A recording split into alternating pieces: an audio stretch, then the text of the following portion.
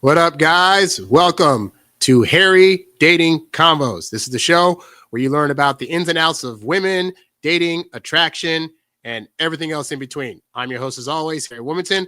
Welcome to the show. Today is Saturday, and I got a whole bunch of stuff I want to talk about. I've been off for the last week or so, just enjoying the holiday, and I've been researching a lot of stuff, looking at a lot of news stories, reading various things, and there's so much to talk about. But I wanted to have this be the main highlight of the show. I went to see Jurassic Park Rebirth yesterday. Spoiler, it's just fine. But I've been seeing Scarlett Johansson and her castmate Jonathan Bailey doing press over this last couple of weeks.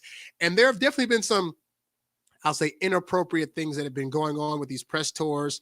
And I kind of want to talk about that because there's this belief that women have often about how if they have gay guy friends, that those gay guy friends aren't trying to go after them, and therefore it's okay for them to get away with doing certain things, even if that woman in particular has a boyfriend, or in Scarlett's case, has a husband. So I want to talk about that. Plus, there's so many other things I want to talk about. There's comments I got over the last week that I want to get to from you guys. There's other various things that I saw on posting boards and stuff. I could talk for days. So I don't know how long this particular live is going to go, but I always record these and then chop them up into smaller bits for during the week video. So I have a lot of stuff I want to cover. So we're going to get into all that. As always, this show is brought to you by my website, HarryWilmington.com. You can go there to check out my various ebooks, audiobooks, and other various programs designed to help you out, such as my Get Girls Academy, which looks like this. As always, this show is brought to you by Get Girls Academy, my exclusive program designed to help you attract, date, and keep the women you want. As a member, you'll gain access to proven strategies, insider tips, and bi-monthly group coaching sessions where we tackle your biggest questions live. Click the link in the description to learn more and join today. So yeah, you can check that out at HarryWilmington.com. Also, guys, I have a new book out. Yes, I have an ebook that I released this week. It is called The Approach Anxiety Cure. And I wrote this book because I have a lot of guys ask me, hey, how do you get over the fear of approaching women? How do you figure out what to say to them when you approach them? How do you talk to them? What do you talk about? How do you get their number? How do you get them on a date? And so I'm actually going to put this in the link here. The Approach Anxiety Cure. And there's a link for it right there. So yeah, that book is now available for purchase. You can go to the link that I just provided, and I'll also put it in the description later on. And yeah, definitely check out the book, see what it has to offer, because it will definitely give you the strategy once and for all to be able to approach any woman out there without fear. And you'll go into conversations knowing what to say, how to say it, when to leave the conversation, and of course, how to get her interested enough to want to see you when you hit her up later for a date of some kind. All right. So check that out at the link provided in the description. Okay. So there's so much I want to cover today. Let's see where I want to start. Let's see where we start today.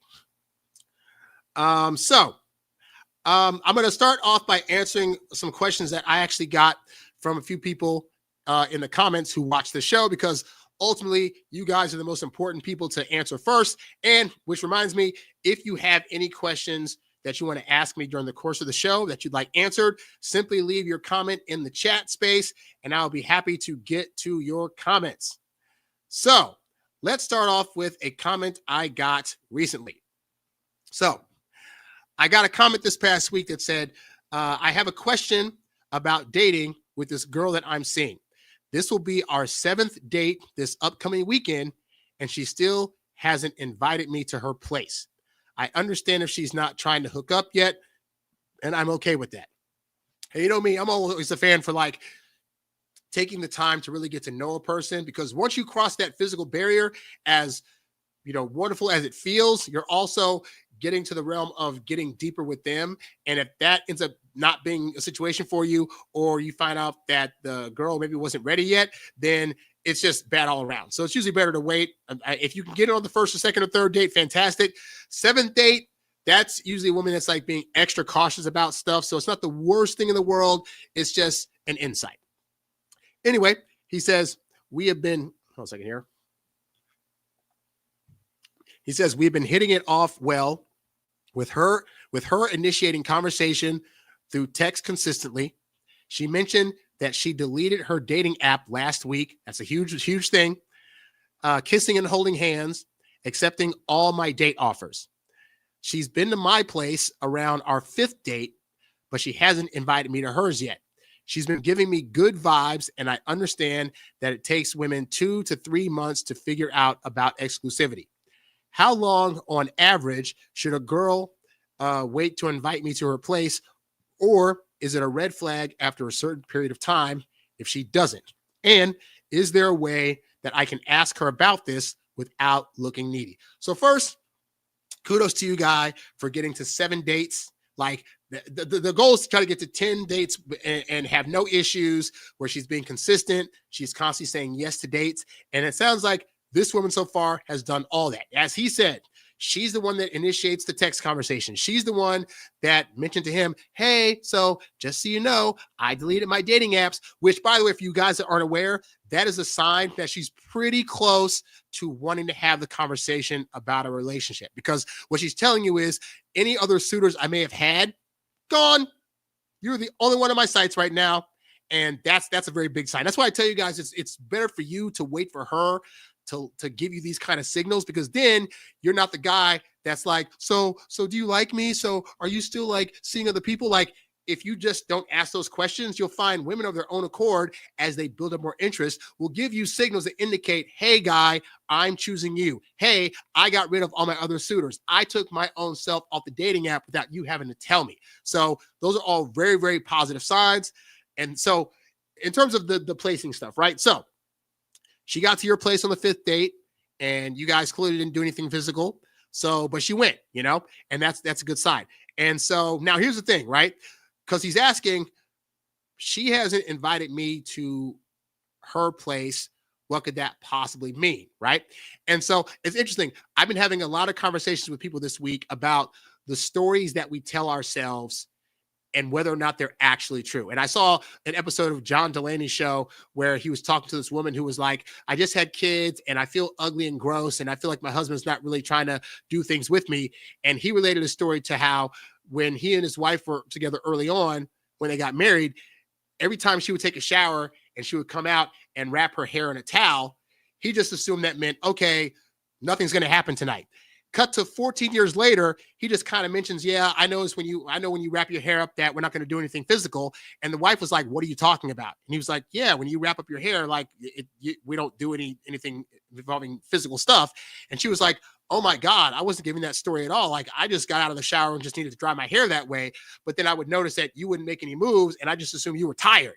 So because they both had different stories they were telling themselves, neither person was making a certain move that they could have done in a sexual realm, and they missed out on all those times they could have hooked up simply because of a story they were telling each other in their own heads, And so I think about that these days, especially as you get older. You realize a lot of the ways that you think about the world and the things that you think other people are also thinking, really they're thinking it. I say that because I don't want to be the guy that comes here and says, well, the reason that she's not going to your place, isn't inviting you over, is because she doesn't really like you, or she has other guys. Like, that would be me trying to give him a story. And the reality is we don't know the story, right? Now, I could speculate. I've been around enough women to know there are many, many reasons other than lack of interest why a woman would not invite you over. She could live with her parents still. She could have roommates that are messy. She herself could be a messy person and wants to get to know you enough to where she doesn't think you're going to judge her for her messiness. She could have just moved in and maybe her place isn't all the way set together. Or she could be one of those people that's like, I've learned from other guys that if I invite a guy over to my place, he's going to want to hook up. He's going to take that as a sign that means that I'm ready to hook up. So if I'm not at that place yet, then the responsible thing for me to do is not to invite this guy over. Like, see, any one of those could be true stories, or they could be nothing, And so for this guy, I don't want him to be in his head trying to think about what this could be. The best modus operandi would be to actually have a conversation. And so in terms of an average, there's not necessarily an average. I found that some girls, depending on how they feel about you after one date, might invite you over there date 1, or some might need a little more time and it takes to like date 3. I dated a girl one time where date 1, we met up. someplace in public. Date 2, she allowed me to pick her up from her place and drop her off at her place, but I couldn't go up to her place. And then date 3, I went to go pick her up, and then dropping her off, she said, hey, do you want to come up? At that point, I knew what the deal was, right? So it's not that there's necessarily an average. It's just, it really boils down to like what her comfort level is and then what she has going on with that place. And right now, we don't know any of that, right? So in terms of how to bring this up without being needy, very, very simple. Here's what you do. Next time you go on a date, you can bring up, hey, I noticed I've already brought you back to my place. You like my place. So, I'm not saying we got to rush anything anytime soon, but how would you feel about us hanging out at your place one day for like a game night or a movie night? And that's it. You just do the thing like that, and then she'll answer, and she could be like, I mean, I don't know. I'm not really comfortable with that yet.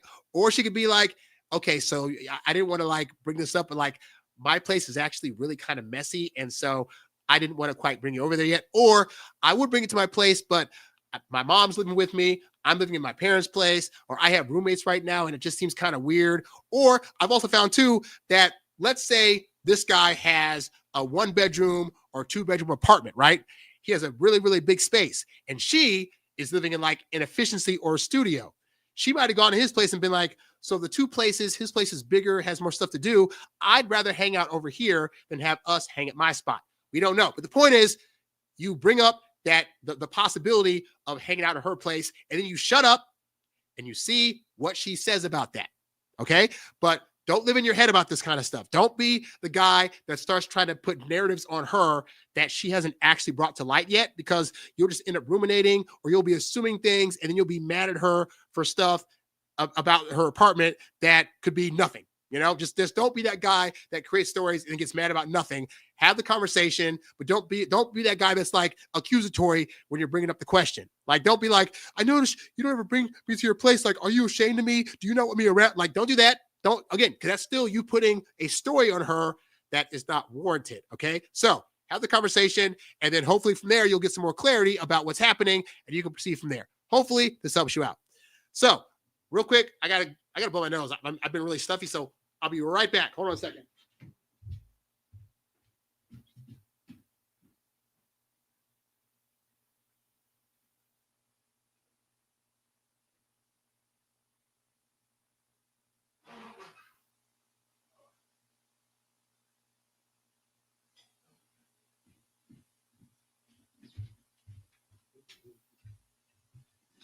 And we're back. All right. So, on to the next comment that I got this week. Let's see. Okay. So, I had a question that I got from somebody about an ex that left him a while back. And so his comment was, my ex left me 14 months ago. She's a dismissive avoidant. Admittedly, I was an anxious attachment style, and I was very jealous when she was with me, but overall treated her very well. Well, I would say, given that she left you 14 months ago, that things were not going as well as you thought. Like, you're trying to give an overall summary of how you think you treated her. Well, overall, it was great, except for you were constantly bringing jealous tension to the relationship, and she didn't like it, so she bailed out. So I would hope that within that time frame, you were able to see the damage that your jealousy was causing, and you were able to get over that. Because, I'm not in the habit of trying to, I want guys to understand that being a jealous person doesn't benefit you, and it doesn't benefit the relationship. I just always get into like, look, me being jealous of that other person, or being jealous that, say, she has other guy friends around, whatever like that, like, what is that going to actually do? Like, I'm jealous. Is that going to make her feel better? Is that going to make her want to stop hanging out with guy friends or whatever? Like, that's typically not going to happen. So, and being jealous isn't going to make her not cheat. Like, whether you're jealous or not, she can cheat or not. So why have the jealousy on there as if you being jealous is going to hold her back from cheating on you, when really it could actually push her to do it, So hopefully you've been able to see what that whole issue is about, and realize that ultimately you have no control over whether this woman chooses to be faithful or not, and whether she decides to flirt with another guy or not. All you can do is be the best version of yourself that you can be. And if it doesn't work out, you can say, oh, okay, she's flirting with somebody else. I'm out, versus just trying to be mad about some stuff that could potentially happen, but isn't actually happening. Anyway, so, and also this whole thing of like, can we please stop trying to diagnose women with this scientific mumbo jumbo? Like this whole thing about people do these days of like, oh, well, they're an avoidant and they're dismissive, blah, blah, blah, blah, blah. We all have the chance to be dismissive, to be avoidant, to be anxious, but to automatically diagnose somebody with that, like none of us, you're not a psychologist. I'm a person that studies this for years on end, and I still wouldn't be trying to classify any one person as, oh, they're this or they're that. Like I would just boil down to, is their behavior the kind of behavior that I can deal with long term? That's all that really matters. So if we get into a fight, then she runs off to her room. I don't care if she's avoided or not. I don't like that behavior, and I'm out. Like, I'm not going to sit there and say, well, I'm diagnosing her with this and we can try to fix this. Not my job. It's not your job to try to fix the person you're with. So let's stop diagnosing and just look at, can I take their behavior long term? If they're not able to fix it, do I want to deal with it? If you don't want to deal with it, fine. You diagnosing them doesn't help the situation. But I digress. So he says, unfortunately, this is after they broke up. I got very ill during those 14 months that we were broken up, and she didn't come back until she'd been seeing a guy for 3 months and they broke up.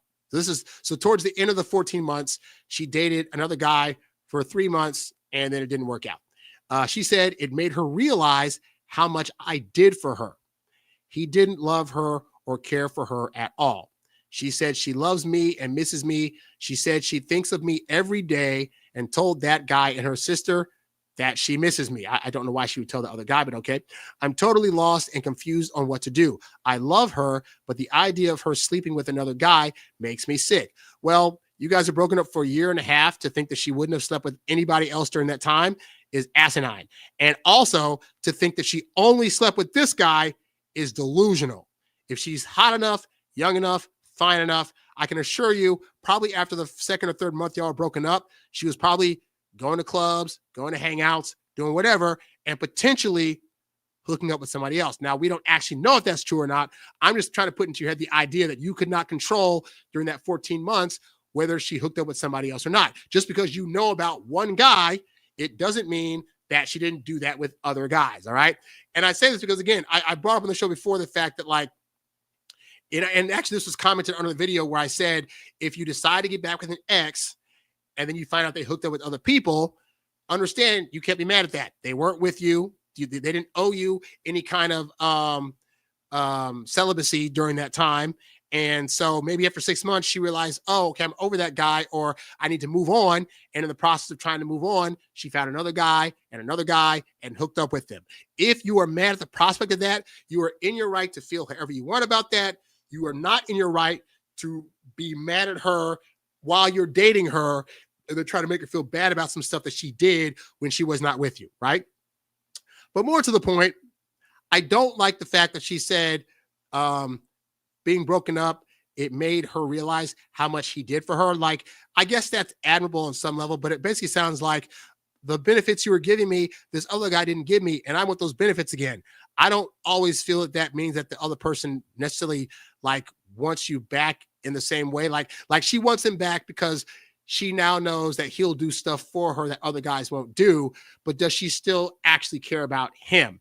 And that's a question, because I want to know what she was doing for this guy during the relationship. Because if she wasn't doing anything on her end to like really bring stuff to the table, then what are we even talking about, you know?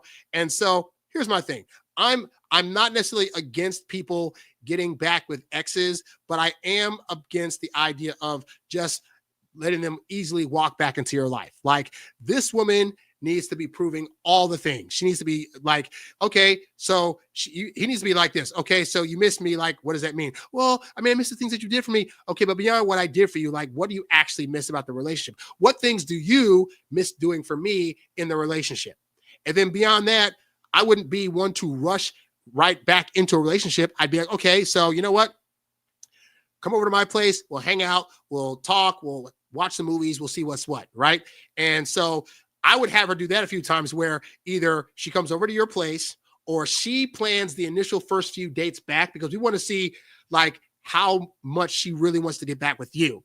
The mistake a lot of guys make is a woman will say, I want you back. And then the guy will just be like, okay, great. And then he'll slip back into giving her all the benefits that he gave her before without her having to earn any of them. Now, I'm a big proponent of women need to earn your benefits, because if they don't, they take them for granted and they don't mind throwing them to the wayside. And then they also think, and if I want them back, I'll get those benefits back super easy.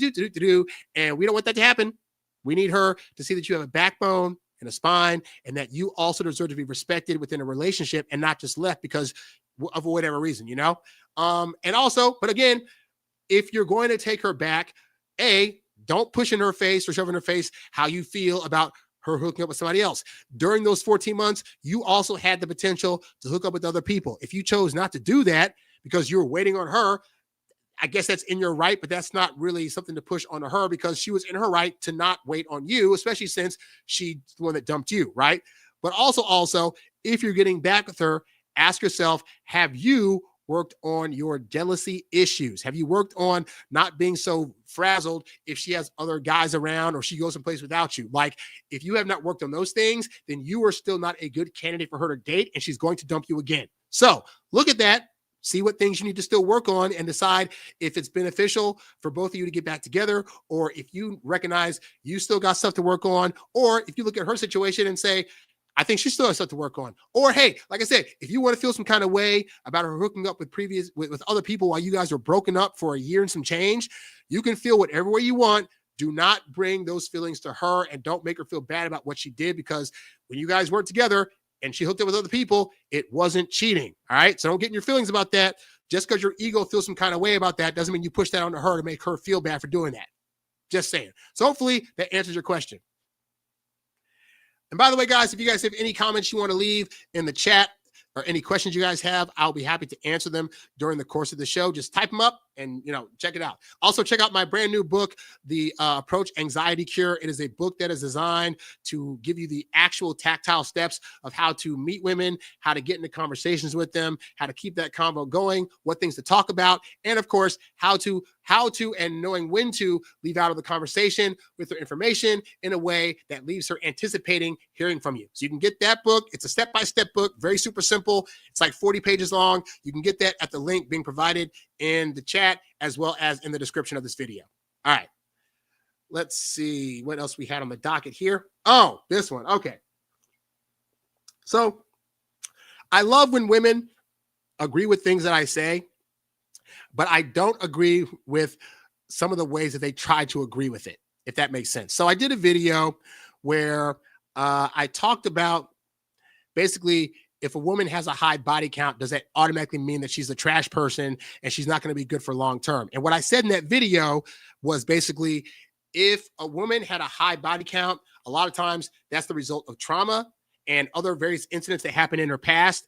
And so if she's able to actually work through those things and really figure out where her promiscuity was coming from and then turn her life around, then I think that even though you should still be on the lookout for any telltale signs, I think they can still turn themselves into women that could be long-term. I don't think every woman that's ever had a high body count can't be a good mother and can't be a good spouse overall. Some people may disagree. I'm just saying I've seen enough people change their lives to where it's like, okay, in your late teens, early 20s, we could be the kind of people that are loosey-goosey. It doesn't mean that at the point that we turn 25 and our brains are like, wait a minute, this is bad behavior, that we can't change, we can't evolve, and we can't turn into better people, So I had a woman that commented under that, and she said, I know of several women with high body counts who are now in loving relationships or married, and some have kids. They're actually all very loyal as they've got it out of their system. Now, I like that she agrees with me that women that have high body counts can eventually become the kind of people that could make for good spouses and mothers. But I don't agree with the part that she said that they're loyal, or the reason they're loyal is because they got all of that out of their system. Okay. And it's this belief that women have these days of just like men have it too, but it's this belief that basically you can bang enough people to where you're like, okay, I've banged like 40 dudes and now I'm ready for a real relationship. I got all those other D's out of my system or into my system and then out of my system. And now I can be completely loyal to that. And that is a false way of thinking about what it takes and what it means for a woman to want to be loyal. I'm going to give you 3 reasons why this idea that you have to bang a bunch of people in order to then be a loyal person is completely stupid. All right. So the first one is that it treats loyalty as a phase instead of a character trait. So what she's basically saying is that, well, a woman's got to go through this phase of banging a lot of people before she can suddenly feel like she wants to now go through her loyal phase. And that is just emphatically not true. Loyalty is not the result of being fatigued or being done with banging a bunch of dudes, all right? Ultimately, being loyal is a reflection of character, of maturity, and of personal values. Because you could have a woman that doesn't have a whole lot of bodies, she gets married, and then she still wants to cheat, or she wants to be polyamorous, you know? And so understand that there are some people and women out there you can meet that are going to be loyal from the start, regardless of how many bodies they've had. I've literally dated women that only had like 1 or 2 people and then ended up dating me and was like hella loyal to me and wanted to be with me long-term and didn't feel the need to like that they were missing out on anything, or, oh, I still need to go back out there and have some more D's in my system before I'm totally feeling like that's a falsehood that people have bought into, but it is a lie, especially when it comes to women in particular, right? Because the reality is a woman can be loyal to you regardless of how many partners she's had. So don't think your woman comes along, well, I had to have 20 other D's in me to be loyal to you. That's a falsehood. That's an outright lie. The second thing is that, quote unquote, getting it out of her system, it doesn't guarantee any kind of emotional growth. Because the idea she's trying to press here is that if you have a whole bunch of sexual partners, then she's going to be better built for better relationship behavior, and she's going to be more emotionally intelligent as a result, and she's going to be more into long-term thinking. Like she's been practicing hooking up with a bunch of different D's for a short-term period. What makes you think that's going to result in any kind of growth that's going to make her want to now be loyal to you long-term? All right. So that's a falsehood. And hooking up with a lot of dudes is not something that leads to emotional growth. The things that do that are things like therapy, are things like self-reflection, getting more mature in age. Like those are things that are going to actually make that shift, as well as like having a potential shift in values. And so understanding that like just because she does a bunch of D's, it doesn't mean that that's going to make her grow into a better person. Again, it's a falsehood that a woman may potentially feed you, but that's not the reality. And so don't equate a woman banging a bunch of dudes with, and now she's totally done and she's matured from all of that. All those D's she had in her, and now she's 35 and she's totally a better person.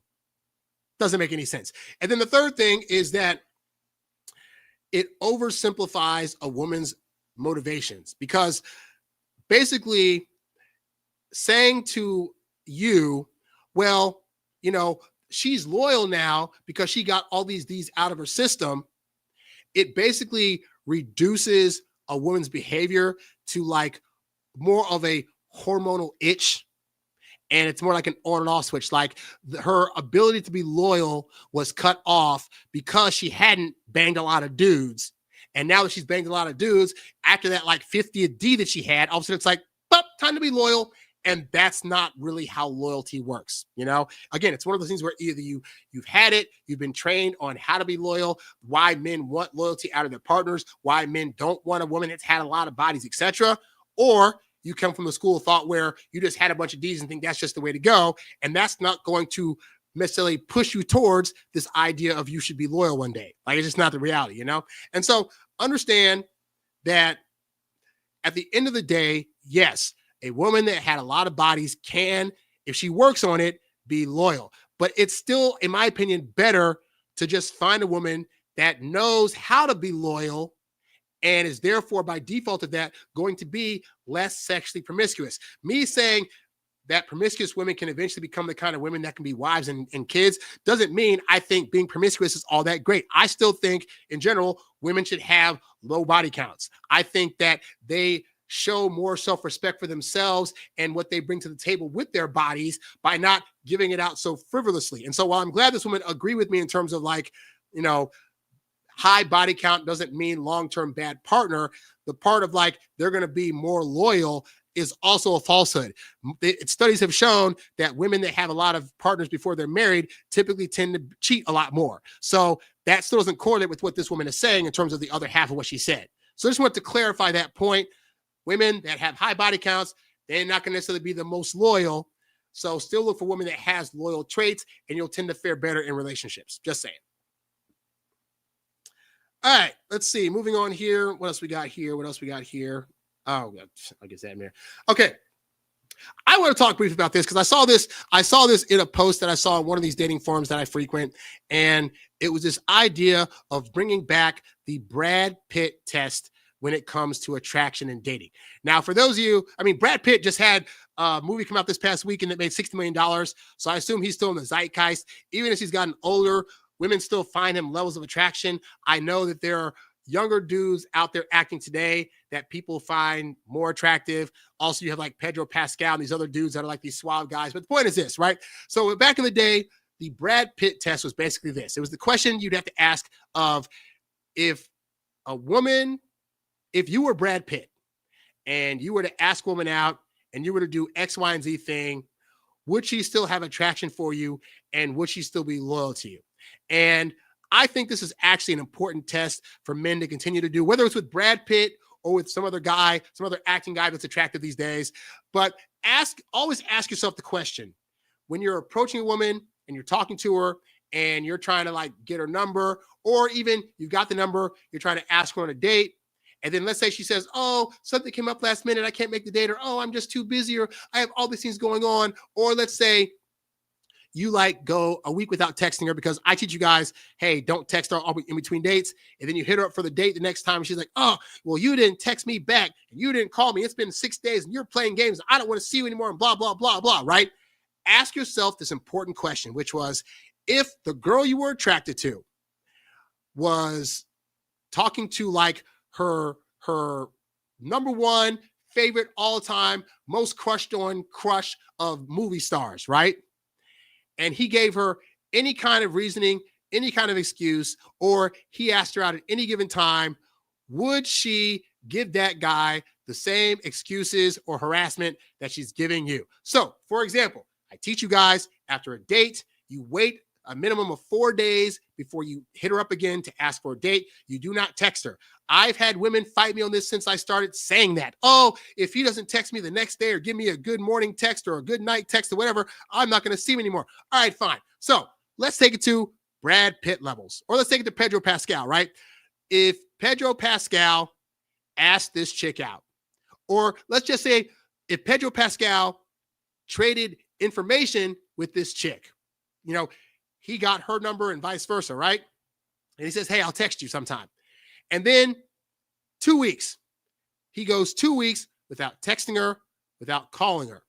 Do you think that when he texted her or called her, she would not pick up, or she'd pick up and say, well, you didn't call me or text me for 2 weeks. I don't know what's going on. Or would she give excuses as to why that happened and still accept his call? Now, what do you think would happen in the scenario where Brad Pitt or Pedro Pascal or any one of these other hunky celebrity dudes were to hit up this girl 2 or 3 weeks from now for a date? Do you think she'd complain, or do you think she'd make up excuses in your head as to why that happened? Oh, he was probably on the movie set. Oh, he was probably on tour doing something. I saw him doing an interview, so he couldn't talk to me then. So, oh my God, blah, blah. Like, the answer is that she would make up any excuse because all she cares about is he finally reached out and finally asked for a date, and she's going to chalk it up to his busy schedule and be like, you know what? He was busy, but he hit me up anyway, and so I'm going to see him. Okay? Now, let's picture another scenario. You hit up a girl for a date, and she tells you, oh, I'm just so busy. I'm just too busy. I go to work, and then I go immediately home and just knock out. And then I get up the next morning, go immediately to work. And then even my weekends, I'm just working nonstop. And I just have no time for a date. Oh, I wish I could make it work, but I can't. Let's ask the question. If Pedro Pascal or Brad Pitt or one of these other hunky celebrities met up with her, and then, he called her out of the blue. Oh, hey, what's going on? Hey, babe, what's up? Blah, blah. So look, I know you said you're busy this weekend. Look, I got a movie premiere I'm going to tonight, and I want you to come, but I wasn't going to call you because I know you're busy. I know you go to work and then go right home and go to sleep. So do you think that woman would find time in her schedule to see this man? She would skip work. Real story I've told on here before. I dated a girl one time who was she worked at a law school, and she would go around the country to these different law schools to different high schools to recruit people, right? And I remember one time she literally had a trip where she went out of town, she came back into town, she was going to be in town for all of like 3 hours before she had to fly back out to like another event in some other state, right?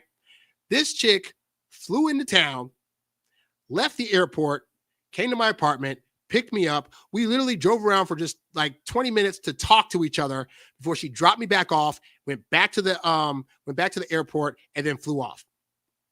So, woman, busy as heck, wanted to see me, still found 20 minutes of time to leave the airport. Keep in mind, with LAX, you gotta leave security, you gotta go back through security, you gotta take your shoes off, your belt off. She did all, knowing she had to do all that, she still managed to say, I want to see him, I'm gonna go check him out. So, again, why was that?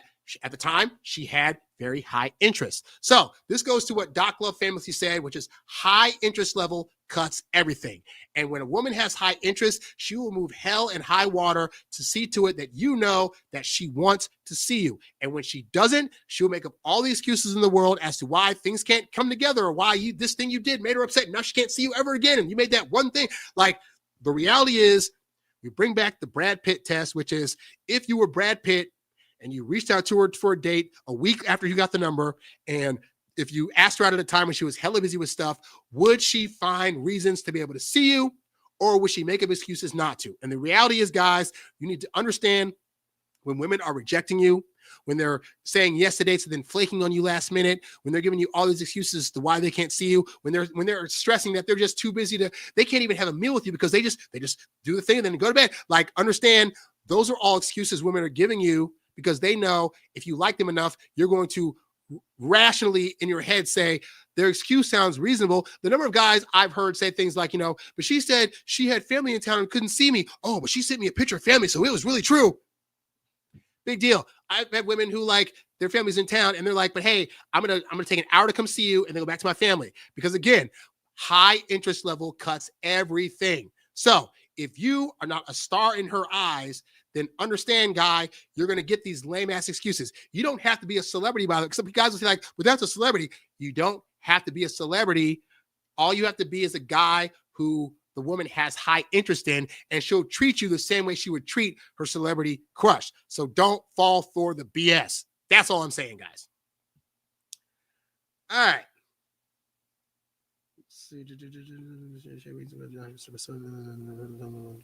Okay, so we have a question in the chat, but it's actually based off of an email that I got.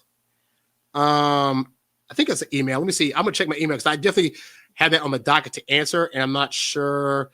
Let's see. Blah, blah, blah, blah, blah. I have a lot of good shows coming up soon because I have people that are writing me to be interviewed on my show soon. You can give me your name. I can look it up in my email box. I definitely want to answer your question. Oh, is this Virgil? Oh, this is. Hey, so yeah, thank you for bringing this up because I definitely wanted to answer this question on the show because I saw it. Yes, I remember you from when I was doing my Stop Losing Women podcast. So yeah, I meant to write you back on that and answer this question. And it was quite a long question. Yeah, this is a long one. Oh my God. You know what? Jeez Louisa. This is a lot. So I'm going to do this.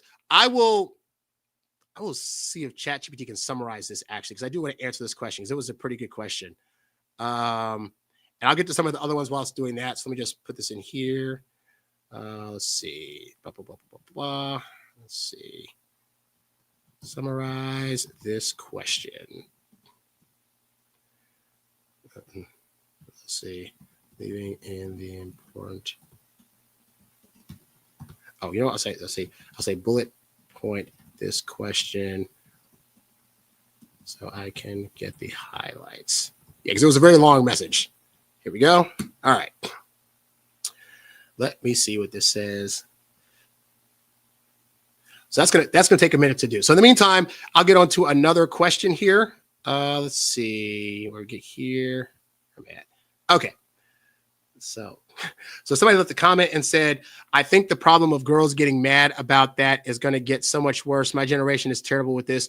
We're expected to be exclusive if there's any romantic involvement and text all day. Well, I think that here's the thing. Here's the honest thing about that, right? Because what's basically happened is that guys, and this happened in my generation too, so don't think this is just your generation, right? Is that early on in the dating game, women have all the currency. They're hot, they're attractive, they smell good, they still got their curves and all this other stuff, and every guy in the world wants them. So at that point, you become like one of like 10 or 12 other dudes that are chasing her. And so what we think in our heads rationally is the way to get a woman is to just do the thing she wants me to do. Like if she's saying she needs a guy that's going to always give her good morning text and calls and all this other stuff, then I'll just be that guy from the get-go and boom, no problem, no harm, no foul, right? And I keep trying to stress to you guys, the women that will fall for you are the women that feel as though they have to do things to earn that from you. And so, for example, women tell us they want a guy that's going to text them every day. But what they're not telling you is they want a boyfriend potentially that's going to do that. And the actions that you do in a relationship are oftentimes going to be different from what actions work to attract a woman. So texting a woman every day in the beginning, it's not an action that's going to attract a woman. Texting her on a more consistent basis is what's going to keep her happy with you once she's actually gotten you. But in the beginning, women need to be thinking, he doesn't text me a whole lot. You know what? I'll reach out to him. That way it'll make him want to text me eventually. And if I text him first enough times, he'll realize, I really do want to hear from him. And then he'll text me more. So that's why, beyond me, most every other guru out there will tell you, let the women be the ones to initiate texting calls to you. You save your texting and your phoning for when you're trying to get her on a date, and then you do your work on the date. You do actions on the date that let her know that you care for her, and you don't overly verbalize them, because women don't need you to verbalize. They can interpret that stuff because they read it in things that we do 3 times as much. So again, the trick guys are falling for is I got to text all the time, I got to call all the time, I got to be there nonstop, etc. And it's only going to get worse if men keep believing that lie instead of listening to guys like me that are like, or have you ever noticed how if you don't reach out to a girl, she might hit you up and be like, you're not reaching out to me, but she's still reaching out to you and still wants to go on a date with you and is more likely to hook up with you faster. Like, this is all stuff I found. Like, I found that as I texted women every day, in spite of them saying, oh, I love it when a guy talks to me all the time and reaches out to me all the time, well, the results that I got indicated that wasn't true. And that's also the thing you guys need to understand, is that women don't know what attracts them. That's why they typically give worse advice, because they give things that on paper sounds good, because they know saying some stuff outlandish to their tribe would get them lambasted, and they're like, I don't want to do that. So I'm going to say things like, I want a guy that talks to me all the time. I want a guy that gives me flowers on a date. I want a guy that pays a lot of money for our first date. And yet women will sit there and be like, how many times have you heard a woman say, this is so weird. Like, on paper, they're the right guy. They're doing this, they're saying this, they're doing these things, but I just don't feel it. And yet nobody correlates that with, like, maybe it's because the things you think that you're supposed to want aren't things you actually want and aren't things that build attraction, more importantly. So we can go over the whole, like, but you need to text women like this and blah, blah, blah, blah. But the reality is, I found time and time again, and again, I'm 43, I'm a little bit older, but I've dated from ages ranging from 24 to like 45, right? And across the board, I have found I get better results with any age range when I'm texting less. Now, I think you might be in high school still, so you might believe that texting nonstop is going to get you the results, but you got to look at your dating life right now and ask yourself, has that actually been true? Like, as you get older, you'll start to realize, wait a minute, the things that I believe aren't getting me the results that I want. So I believe if I text more, if I'm telling her my feelings, if I'm trying to get her gifts, that I should get more women. And yet I'm doing that and I have no women. I wonder if maybe it's because those things don't actually work. And so I found that out around mid-20s, like, wait a minute, these things aren't matching up.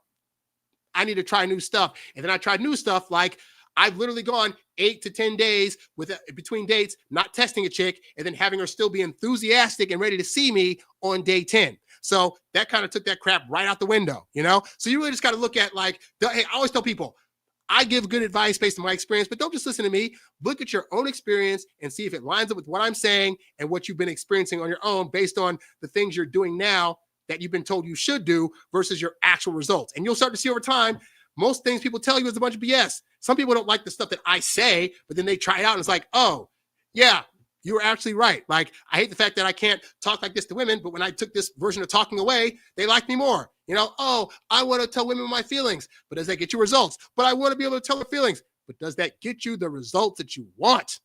That's all I'm saying, you know? Yeah, exactly. He says texting less works 10,000%. Again, it's because here's the thing, right? We forget as guys that there's something to be said for women need to not know so much about us in order to feel more attraction. Now, why does that mess men up? Because as men, part of us being able to move about in the world is having intel on everything so we can make good decisions. You know, we need to know everything about the direction we're about to go in because we need to know, is there like danger over there? Are there guns? Are there bombs? Are there somebody trying to attack me? So we very much want to know all the things. And then we mess up when we go to women and think, okay, I'm going to tell her everything about me. I'm going to be completely honest and open, and I'm going to be open to communication with her all the time. So she doesn't have to guess at anything. Women need to guess. Women need to not know. Part of women's attraction to you is trying to figure out what you're going to do next. And it, again, confuses us because we don't want to try to figure out. We want to just know. But there's something to be said of you can't project on the women things that you need in order to make something work. You got to look at what do they need. So as annoying as it is for guys to be like, wait, so I got to not tell her things and I got to hide how I feel about her and all this other stuff. That seems stupid. It seems stupid to me too. But I don't care if it's stupid. I care about what works. I don't have to understand why that's not stupid to them to know that it's an effective strategy. So I just do it and I get better results. And then I don't care that I can't say certain things. This is why, like, the old standby back in the day was like, you know, oh, my husband, he's like the strong silent type. He doesn't really say a whole lot. Those guys learn over time, you know, if I say less, I get less trouble. But also if I say less, I'm more of a mystery. And now she has to come to me and start conversations and ask questions. And then she gets to ponder in her head, ooh, where's he taking me? What's he thinking about? And they like that. They like the puzzle of guys of not knowing what they're thinking about and trying to sit with their girlfriends and figure it out. So give them that gift. Don't be so caught up in that you feel like you're being dishonest if you don't X, Y, and Z, and if you don't text and call her all the time, this and that. Instead, focus on, but how does she feel when I do those things and what is her reaction? I found reactions to me not texting a whole lot is they want to text more, they want to initiate, they want to plan dates, they want to hook up with me faster. So I do that because that's all stuff I want anyway. Just saying. Okay, let's get into the main crux of this show today, guys. Let's talk about, okay, so I saw Jurassic World Rebirth yesterday. It's just okay. But Scarlett and her co-star, Jonathan Bailey, have been going on red carpets for this movie all over the world, right? And so I started seeing some buzz online about, oh, Scarlett Johansson, who, by the way, she's married to Colin Jost, who does the weekend updates on Saturday Night Live. They met a few years ago when she came to the show, and they fell in love, and they got married, and they got a kid, right? And so he's a cool dude. He's pretty funny, hilarious guy, right? A little bit of a boyish look to him, but he's whatever, right? So anyway, so I say this because her and Jonathan Bailey have been going on these red carpets, and I saw buzz that there was the incident where they kiss each other on the lips. And so I hear those things, and I'm like, okay, I need to actually see what that looks like before I start judging these people, because it could have just been a small peck. It could have been like a passionate makeout session. I need to see what this is about. So here's what that was about. Let's bring it to the stage. Scarlett Johansson and Jonathan Bailey shared a sweet and surprising red carpet moment. On June 17th, the actress greeted her co-star by planting a friendly kiss at the London premiere of their latest film, Jurassic World Rebirth. Dressed in a... Okay, so you saw the kiss, right? It was like a little... They slowed it down for a romantic effect, but it really is more like, it was like, hey, mwah, like that, right? But she's now done this several times. And the comments that I've seen online about this were, but it's okay because he's technically gay. Like, He's dated other men. He's come out as fully gay. He's not gay in the movie, by the way, but he's come out as gay. So there's nothing romantic there. And therefore, it's totally okay. Now, you guys know that I feel a certain way about when you're in a relationship and your woman's out there trying to kiss other men, right? But here's the thing, right? So the excuse is being given that because he's gay, it should not count. Like if there's no romantic feelings there, why should it matter? It's just a friendly kiss. People kiss each other all the time. Here's my thing, right? Understand, for one, Scarlett Johansson is a public figure. Anything that she does goes viral and goes public at large, right? So you saw where in the video, you saw them come together and kiss, but then you saw the next frame where they had the picture of them just sitting there, just kissing, right? That picture is going to go all around the world for tons of people to see, and they're not going to have context for what's going on. For example, before I looked at the comments, I didn't know Jonathan Bailey was gay. So all I know is if I don't know that bit about him, I'm looking at Scarlett Johansson, who's a married woman, kissing another dude. Now, I'm in Hollywood. This happens quite frequently. And my thing is this, is that women have this belief that just because a guy is gay, that means that he's not going to enjoy these kisses or any other kind of flirtations. I've seen gay dudes touch women on their boobs, on their butt, feel them up, tickling them, all stuff like that. I've seen them kiss them several times. And the women's thought is like, oh, but he's gay, so it's not whatever. But just because they wouldn't necessarily date that person, it doesn't mean that they're not getting enjoyment out of it. But more importantly, if she is a married woman, she should not be wanting or looking forward to kissing another man. I don't care how gay he is. I don't care if they're co-stars. She, of her own accord, let me just go back to that again. Let me go back to this real quick. Vivienne Westwood pink gown. Go back to this. Scarlett Johansson and Jonathan Bailey shared a sweet and She's grabbing his face. She's going for the kiss. She's pulling him in, right? So, and admittedly, he's a handsome guy. And there are plenty of women in the comments like, oh, he's so handsome, man. Some guys like, if I was to go that way, I would check him out, whatever, right? So he's got a level of attraction that she is seemingly drawn to. And that is the problem. Now, people might say, but Harry, she knows she can't actually get him. I will tell you as a guy, there are guys out there that have made it their mission to try to turn lesbian women into straight women. Or they'll think, if I have a good enough D, I can give it to her one good time. And next thing you know, boom, she's going to go back to men again. And hey, you know what? I've seen that happen. So who's to say that a woman couldn't have the thought of like, oh, he doesn't like women? Well, I got nice curves and Hollywood at large thinks that I'm cute and attractive. And so you know what? If I kiss him enough times, if I spend enough time with him, then maybe I could possibly turn him. And again, that is a problem because again, why is she looking forward to kissing another man when she has a husband at home? Denzel Washington, famous actor, he mentioned that for one, he doesn't really kiss a lot of women in his movies and definitely not on a red carpet because he's like, I have a wife that I'm faithful to, that I love, and I'm not trying to mix that up with what I'm doing in the movies. So if you notice in most of Denzel Washington's movies, he's rarely kissing other women. In the Gladiator 2, he kissed another man on the lips at one point, but he didn't kiss any women, right? So if Denzel can have that thought process, why can't she? And my thought is, I think she actually is crushing on this gay man. Harry, what are you talking about? That makes no sense, right? Okay. What do I teach you guys on here? I teach you guys about things like body language, looking at how women's positioning herself, how she's looking at you, and ways that she's talking to you to give indicators of interest, right? And these are things that women will do oftentimes that are subconscious, meaning that they're not trying to think about doing it. Their body is just saying on a base primal level, I want this guy, right? So let's look at this other footage I found right here, right? So let's go back to the beginning of this. So check this out, right? Your sparkle and your enthusiasm and like the wonder of him is like definitely a quality that you have, but it's something you create. And I would go wherever Scarlett goes, and I'd feel safe in her presence. That's right there. What is that? What is she doing right there?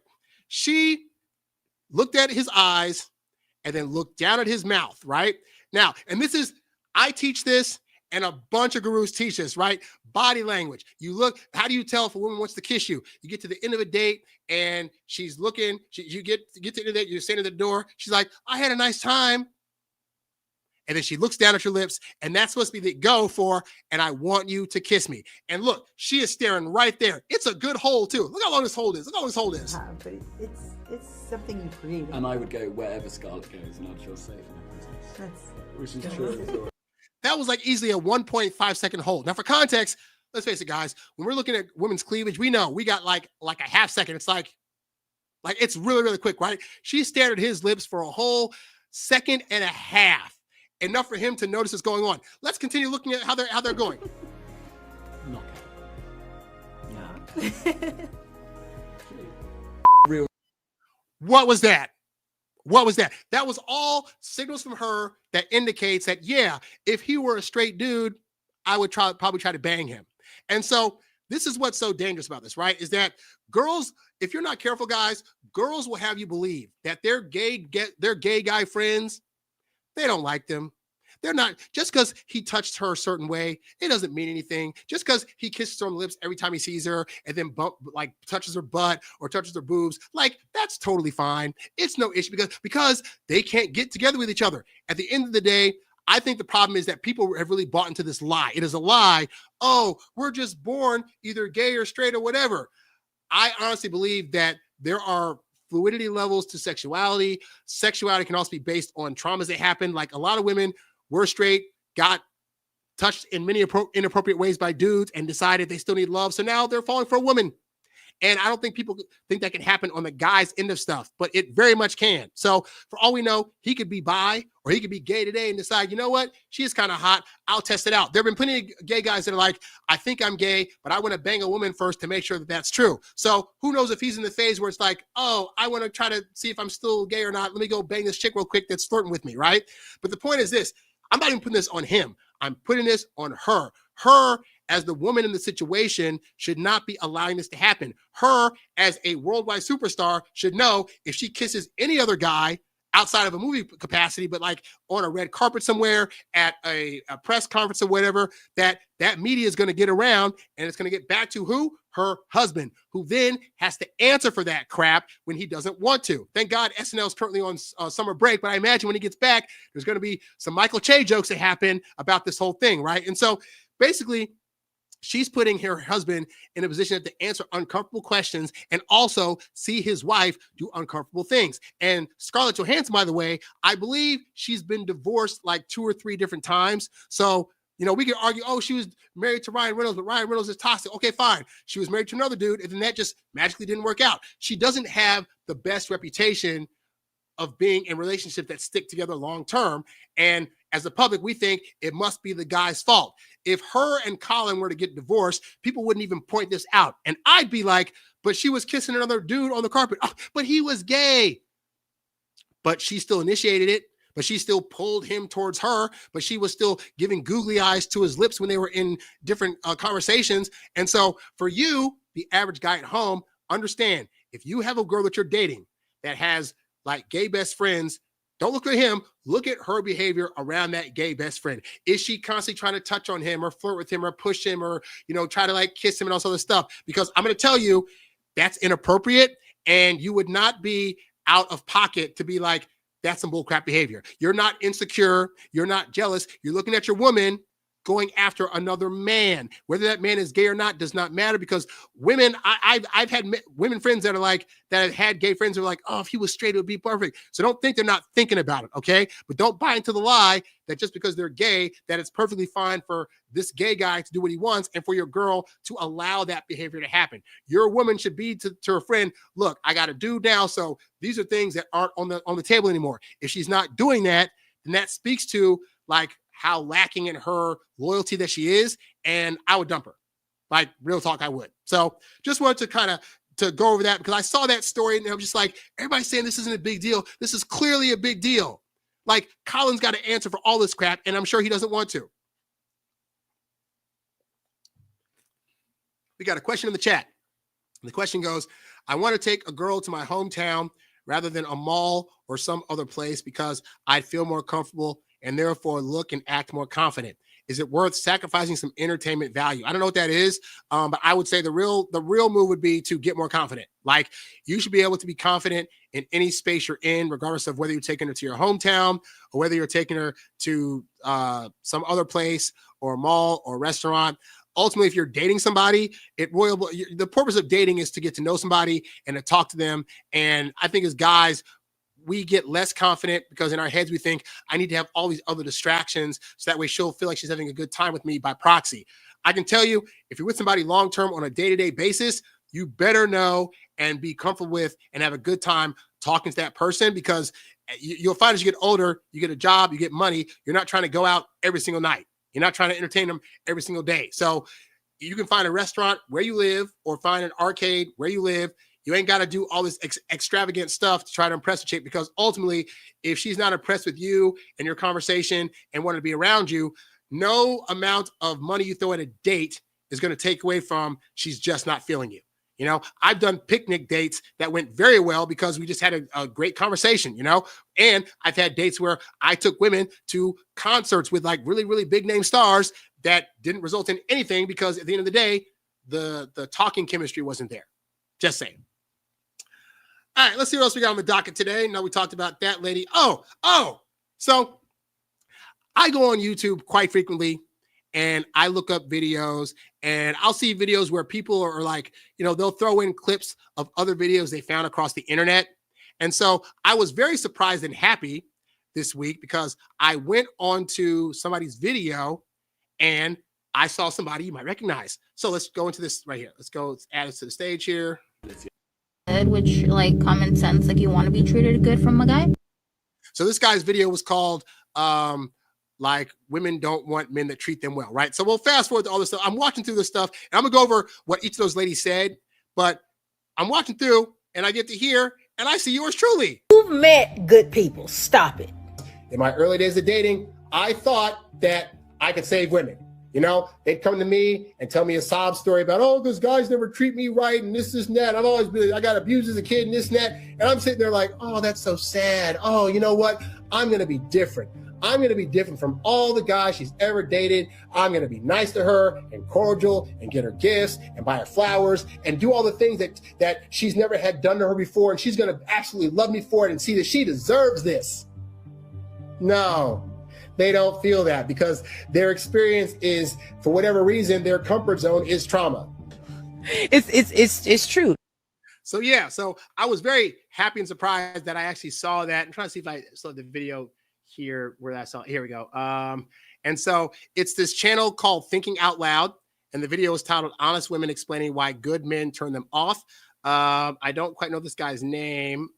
Let's see, because so the guy that posted the video though is. Oh, it's Thinking Out Loud with Maurice, and this is the guy. So I wrote him like, oh my God, like, dude, this is the first time I've been watching a random YouTube video where I saw somebody use a clip that I did. And so I told him, hey, I appreciate you putting that up. And I said, I'm going to actually, I have more to add to this conversation. And I said, suffice to say, I'm not mad or bitter at women and have been very successful in my dating journey, which is why I coach men for it. Understanding the balance between being a gentleman, but not a pushover, and letting women chase you helps men get the results they want and allows women to feel like the ones. Actually, you know what? I'm going to just go over what his video is because, I mean, I'll go over the ladies part in a minute, but I want to go over what he was talking about and just stop on the way to kind of give my insights into what he's saying. Because, again, I've been to the point where I thought, like, you know, women don't want good men. They all just want guys that are going to be troublemakers and this and that. Like, I went through that stage, and then I got to the point where I realized, wait a minute, I'm seeing other guys out there that are just like me, getting the women that I want, and they're not toxic. So it can't be that women just want toxic guys. There must be something else that maybe the toxic guys are doing that me trying to be a nice guy isn't quite doing. And I had to figure out what that thing was. And then once I figured that out, then I realized, oh, so don't be a pushover. Don't let women walk all over you. Make them earn the benefits that they're seeking. And if they have to earn it, they'll appreciate it more versus the guy just giving it to them. And then we get mad like, oh, she's not appreciative and she definitely somebody else. And it's like, but she earned nothing. She had to earn nothing, so she didn't appreciate it. It's kind of like, you know, like you guys see my puppet Non-Juan character, right? Well, I had that created like years ago and I was using it for a project. no harm, no foul. It was what it was, right? And then that project broke up, and I still wanted to own Non Juan. I had to pay $5,000 to own the rights to Non Juan. So it's just a puppet. I have other puppets that I've just thrown around this and that. That puppet cost me $5,000. Do you think I'm going to handle that puppet just all nonchalantly or with gentle kid gloves? And so Non Juan is still around 16 years later because I paid a lot of money for him. So if I just received him, it wouldn't be whatever, you know, but there's something to be said for, you got to apply that same principle to giving women benefits. And I think a lot of guys don't understand that. And so they think, okay, I just met this girl and I want to show her I'm boyfriend material. So I'm going to just go ahead and just give her everything. And then they dump us or they go away and they ghost us. And we think like, but I gave her everything. That's part of the problem, is that you just outright gave her everything. She doesn't appreciate it. She doesn't earn it. And also she's thinking, if I didn't have to earn it, is this just something he gives like every girl? Like, that doesn't make me feel special. And guys don't get that part. So I'm going to go through what his video was. I have not watched through this whole thing, so I'll be reacting in real time to what he's saying. All right, here we go.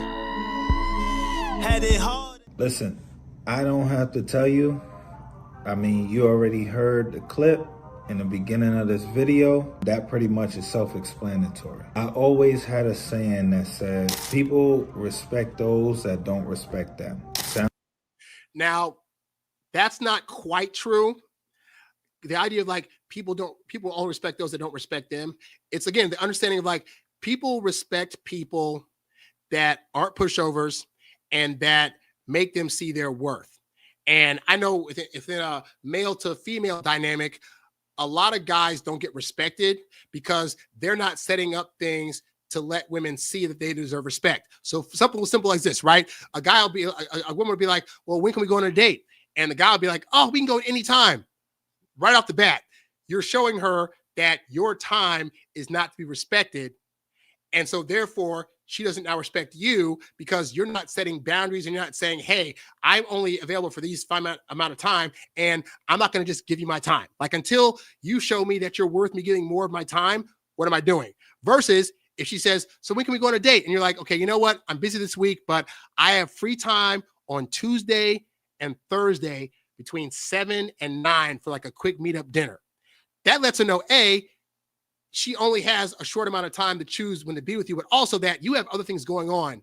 And that if she's not able to do either of those times, or if she agrees to a time and shows up late, there's a chance you may not ever see her again. I mean, you may not ever see him again because she's thinking, okay, if he set those two specific times, why doesn't he have other times available? Is he working? Is he seeing other women? I don't know, but he's giving me boundaries or he's giving me time frames. So that means I got to pick one of those, right? And so that will make a woman respect you faster on something as simple as you say, my time is limited, but I can do this. But men do not build that in for women. And we say things like, oh, I'm free anytime. And oh, we can go wherever you want, blah, blah, blah, blah. How is it you're going to make a woman respect you if you're not setting things in place that show her you deserve respect? Food for thought. Sounds crazy, but it's the truth. That goes for men and women. People respect those that don't respect them. It's a crazy world we live in. If you ask me, so much shit is backwards, so much shit is upside down. Like, I can't even explain it. I don't know why it's this way, but this is the world we live in. That saying... Now, I get what he's saying, and especially in the realm of dating, to guys, a lot of things seem backwards. And the reason things seem backwards, and I learned this a long time ago, right, is because we're very direct people, and we think with analytical logic, and we operate on analytical logic. If we're analyzing something and it doesn't make sense, it either frustrates us or we don't want to do it, right? So, for example, you would think that opening up to a woman and telling her your feelings would make her understand that you have feelings for her. There's no more guessing about that. There's no more having to figure you out. If I just tell a woman after date 2, hey, you know what? I really like you. I can see this going someplace, that'll be enough for her to put her at ease and say, oh, that's so great. Now I can just date this guy. I can get rid of all these other guys because I know that even though it's date number 2, he's really serious about me. And so therefore we can now just go on in a path towards a relationship, right? That makes analytical sense to a guy, which is why so many guys do it. And guy after guy will tell you, when they came forth and told a woman that they liked her and blah, blah, blah, that she just headed for the hills or she ghosted or she stopped answering back more, right? No guys tend to see this is a losing strategy. But why? Because we're working on analytical logic. They're working on emotional logic. All their decisions are going to be mostly based on how they're feeling in the moment. So on date 2, she doesn't have enough emotional data about you to want to actually choose you or decide you're the sole person she's going to date, right? And so that's why it feels backwards to guys, because we're like, I told her how I feel so I could get her to realize that I have feelings, and then I'm assuming she feels things back. Why isn't she now choosing me? Why is she getting rid of me? And what emotional logic says on their end is, why is this guy saying after 2 dates that he's already chosen me? He doesn't know me. He doesn't know my history. He hasn't spent time with me. So this makes no sense to me, right? And so it seems backwards. But really, what she's saying is, I need more time built in to choose this guy. And this guy thinks I'm crazy because I'm not choosing him already after 2 dates and maybe 6 hours of good conversation. Like, what's going on? And so that's why it feels backwards to us, because it's going against what we think should work. And that's why I tell you guys, what we think should work doesn't matter. All that matters is what actually works. It sounds stupid to get punished for sending a woman a good night text or I had a good date text or a good morning text, right? It seems asinine that we get punished for that by her ghosting us. It does not matter. What matters is, how does she feel about when I send her a good date text versus when I wait 4 days to contact her? What emotions is she feeling in those 4 days that's going to actually make her more attracted to me when she doesn't hear from me?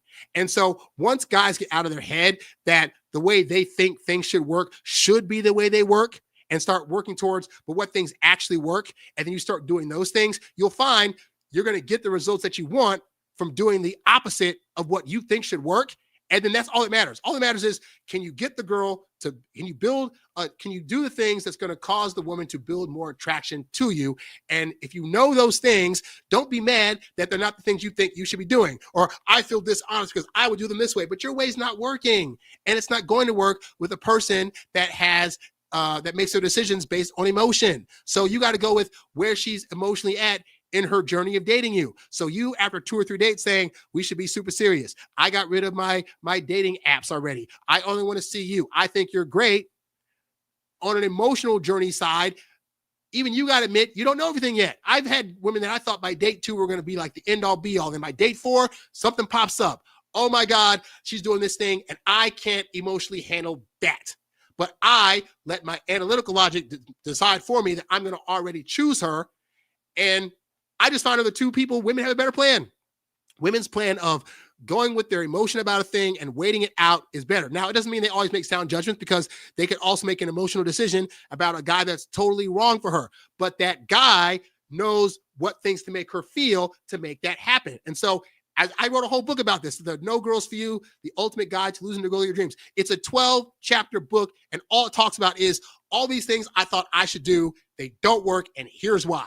And once I got over my ego, having to be like, these things, I need to be able to do these things to get a girl, and be like, okay, if these things don't work, what works? And then finding that out, then fine. That worked better, stuck with that. Super simple. Also goes in the dating world, I feel like. People love those that don't love them. And this also not true.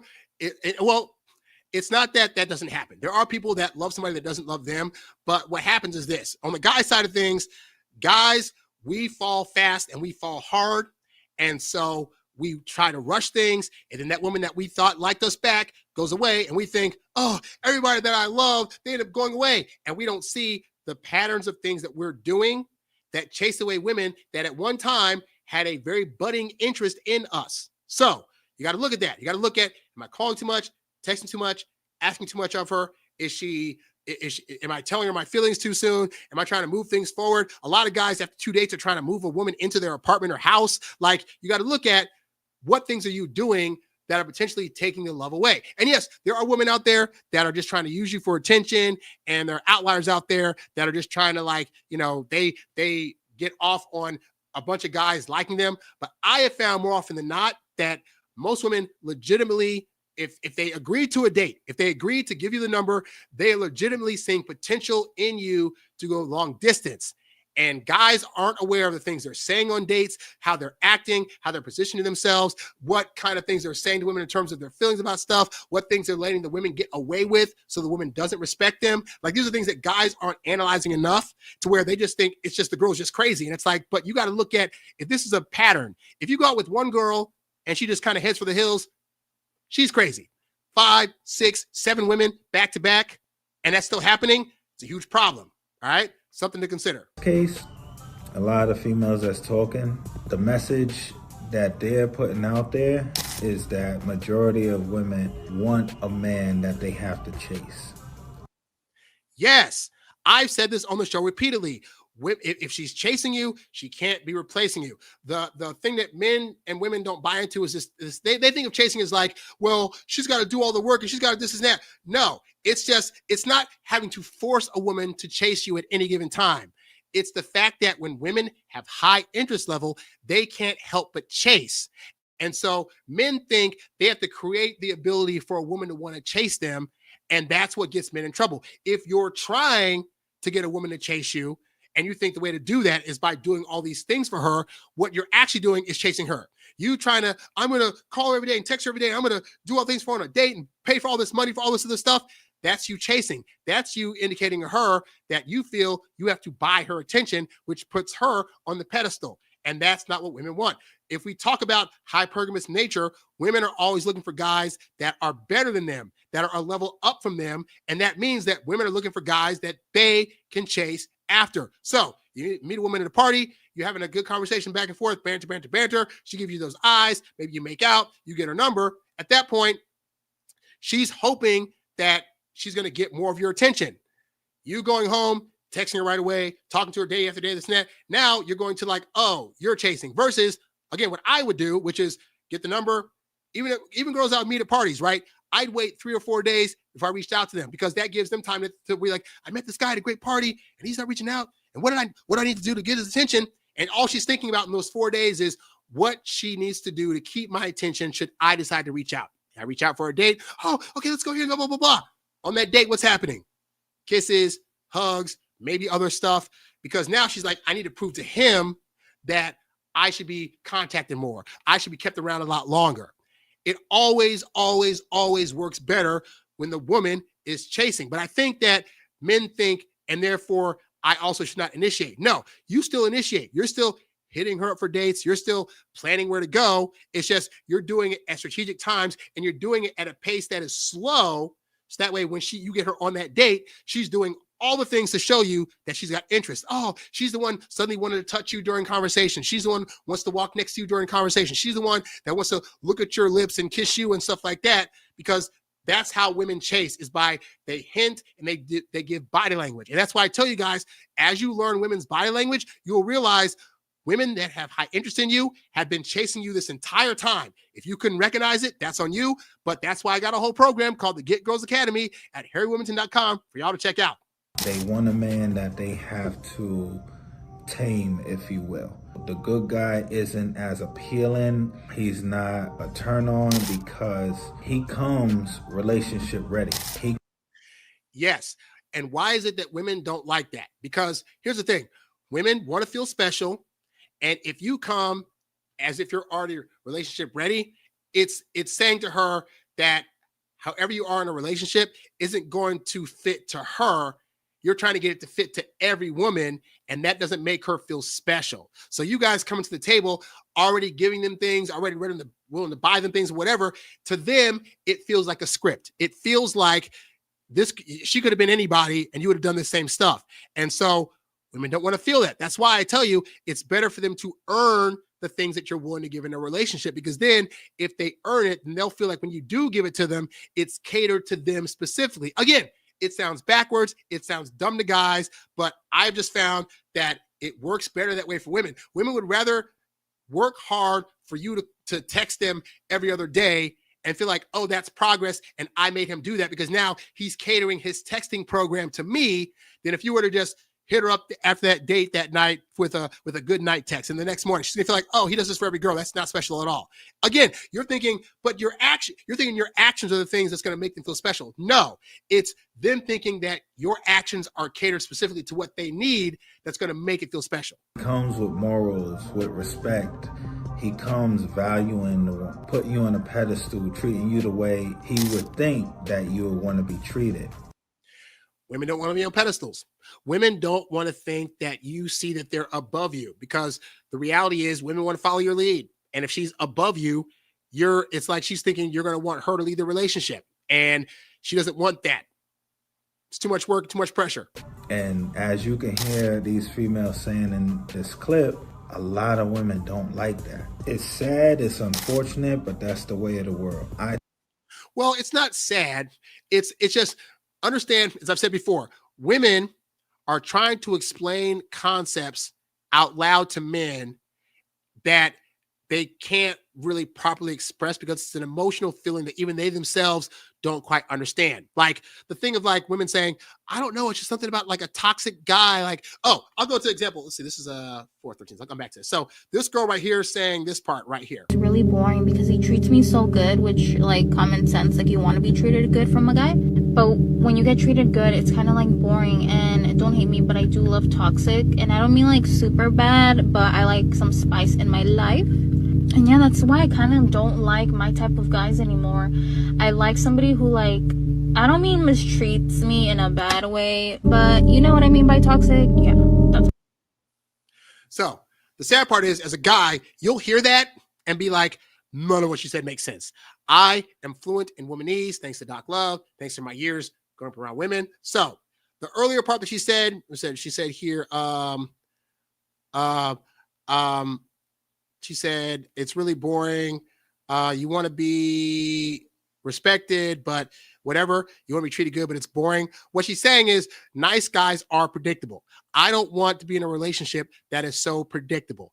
Also, I haven't had to earn any of the benefits this guy gives me, so they're not a surprise. Like, you know, he automatically surprises me with vacations and he automatically buys me flowers every day and blah, blah, blah, blah. Like, yeah, things that become monotonous and predictable aren't respected. And then also the part where she says that it's boring. So that's code for, again, this guy's not pulling any surprises. And also he's a suck up. He's very easy to manipulate. And so those are things that women find boring. So women then assume that they want a toxic guy because a toxic guy is going to at least bring some livelihood into a relationship and a little spice and a little life. And that's where women have it skewed because they think that only toxic men have those things. But to be fair, in their dating experience, all these nice guys are sucking up to them and giving them what they want and giving it to them very, very early in the dating process, which makes them boring. They've worked for nothing. So I found as a guy, all I had to do is be like, okay, let me get over how I feel about, am I being dishonest for not giving them this and that? What do women want? Okay, so a woman wants me to treat her nice, but she doesn't want it to be predictable.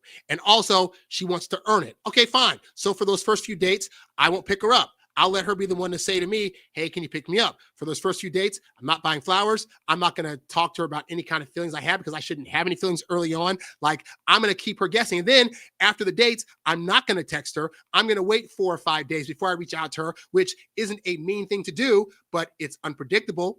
And it's making her ponder, what is it that she didn't do on that date? And how dare I leave her in the dark about things she could do better and blah, blah, blah, blah. And it gives the feeling that a toxic guy would give without actually being toxic, you know, standing up for myself. If she says, I want to go here, and I'm like, but I already chose a dating place. We're going over here, but I want to go. Well, then tough crap. We're not going anywhere. Like, oh, she's not wanting to be treated rude, but she wants a guy that's going to stand up for himself and not be an easy pushover, right? But women don't know how to word that. So they just think, I got to tell these guys that I want a toxic guy, but not really toxic, but you know what I mean? And women will know what she means. And guys, we will not. But now you know, when women are saying, I want a toxic guy that's gonna like treat me bad, but not really, she's saying that she wants a guy that's gonna stand up for her and not let her get away with bratty behavior and put her in her place when she needs to. And the reason that seems toxic is because most nice guys are afraid to do that and won't do that. And we think if I push up against her, then that's going to be toxic. And that's not toxic, but we've been made to believe it's toxic. And so that's what she's actually talking about. Anyway, back to this guy's thing. See, 413. Here we go. Okay. Almost every guy has experienced this or some form of it at some point in your life. You know, I've had females that I was head over heels for, or, you know, I was really into, really liked. I came in with the teachings that I learned growing up as a kid, watching Disney, listening to my mother, seeing in the movies. All right, he's already messing up. Learn from Disney, bad. Listen to mom, worse. Because moms, I'm telling you guys, moms more often than not give the worst dating advice, especially if it's like a single mom or a mom that's been scorned, because all her advice is going to be the treatment she wished her husband or boyfriend had given her, but it's not treatment that she needed during the dating phase to actually be attracted to them. And so guys will hear, you should treat her like this and blah, blah, blah, blah. And then they'll go do that for women that they're dating. And again, in the dating phase, it's too much too soon, and they get pushed away. Moms are describing treatment that they want from a long-term situation.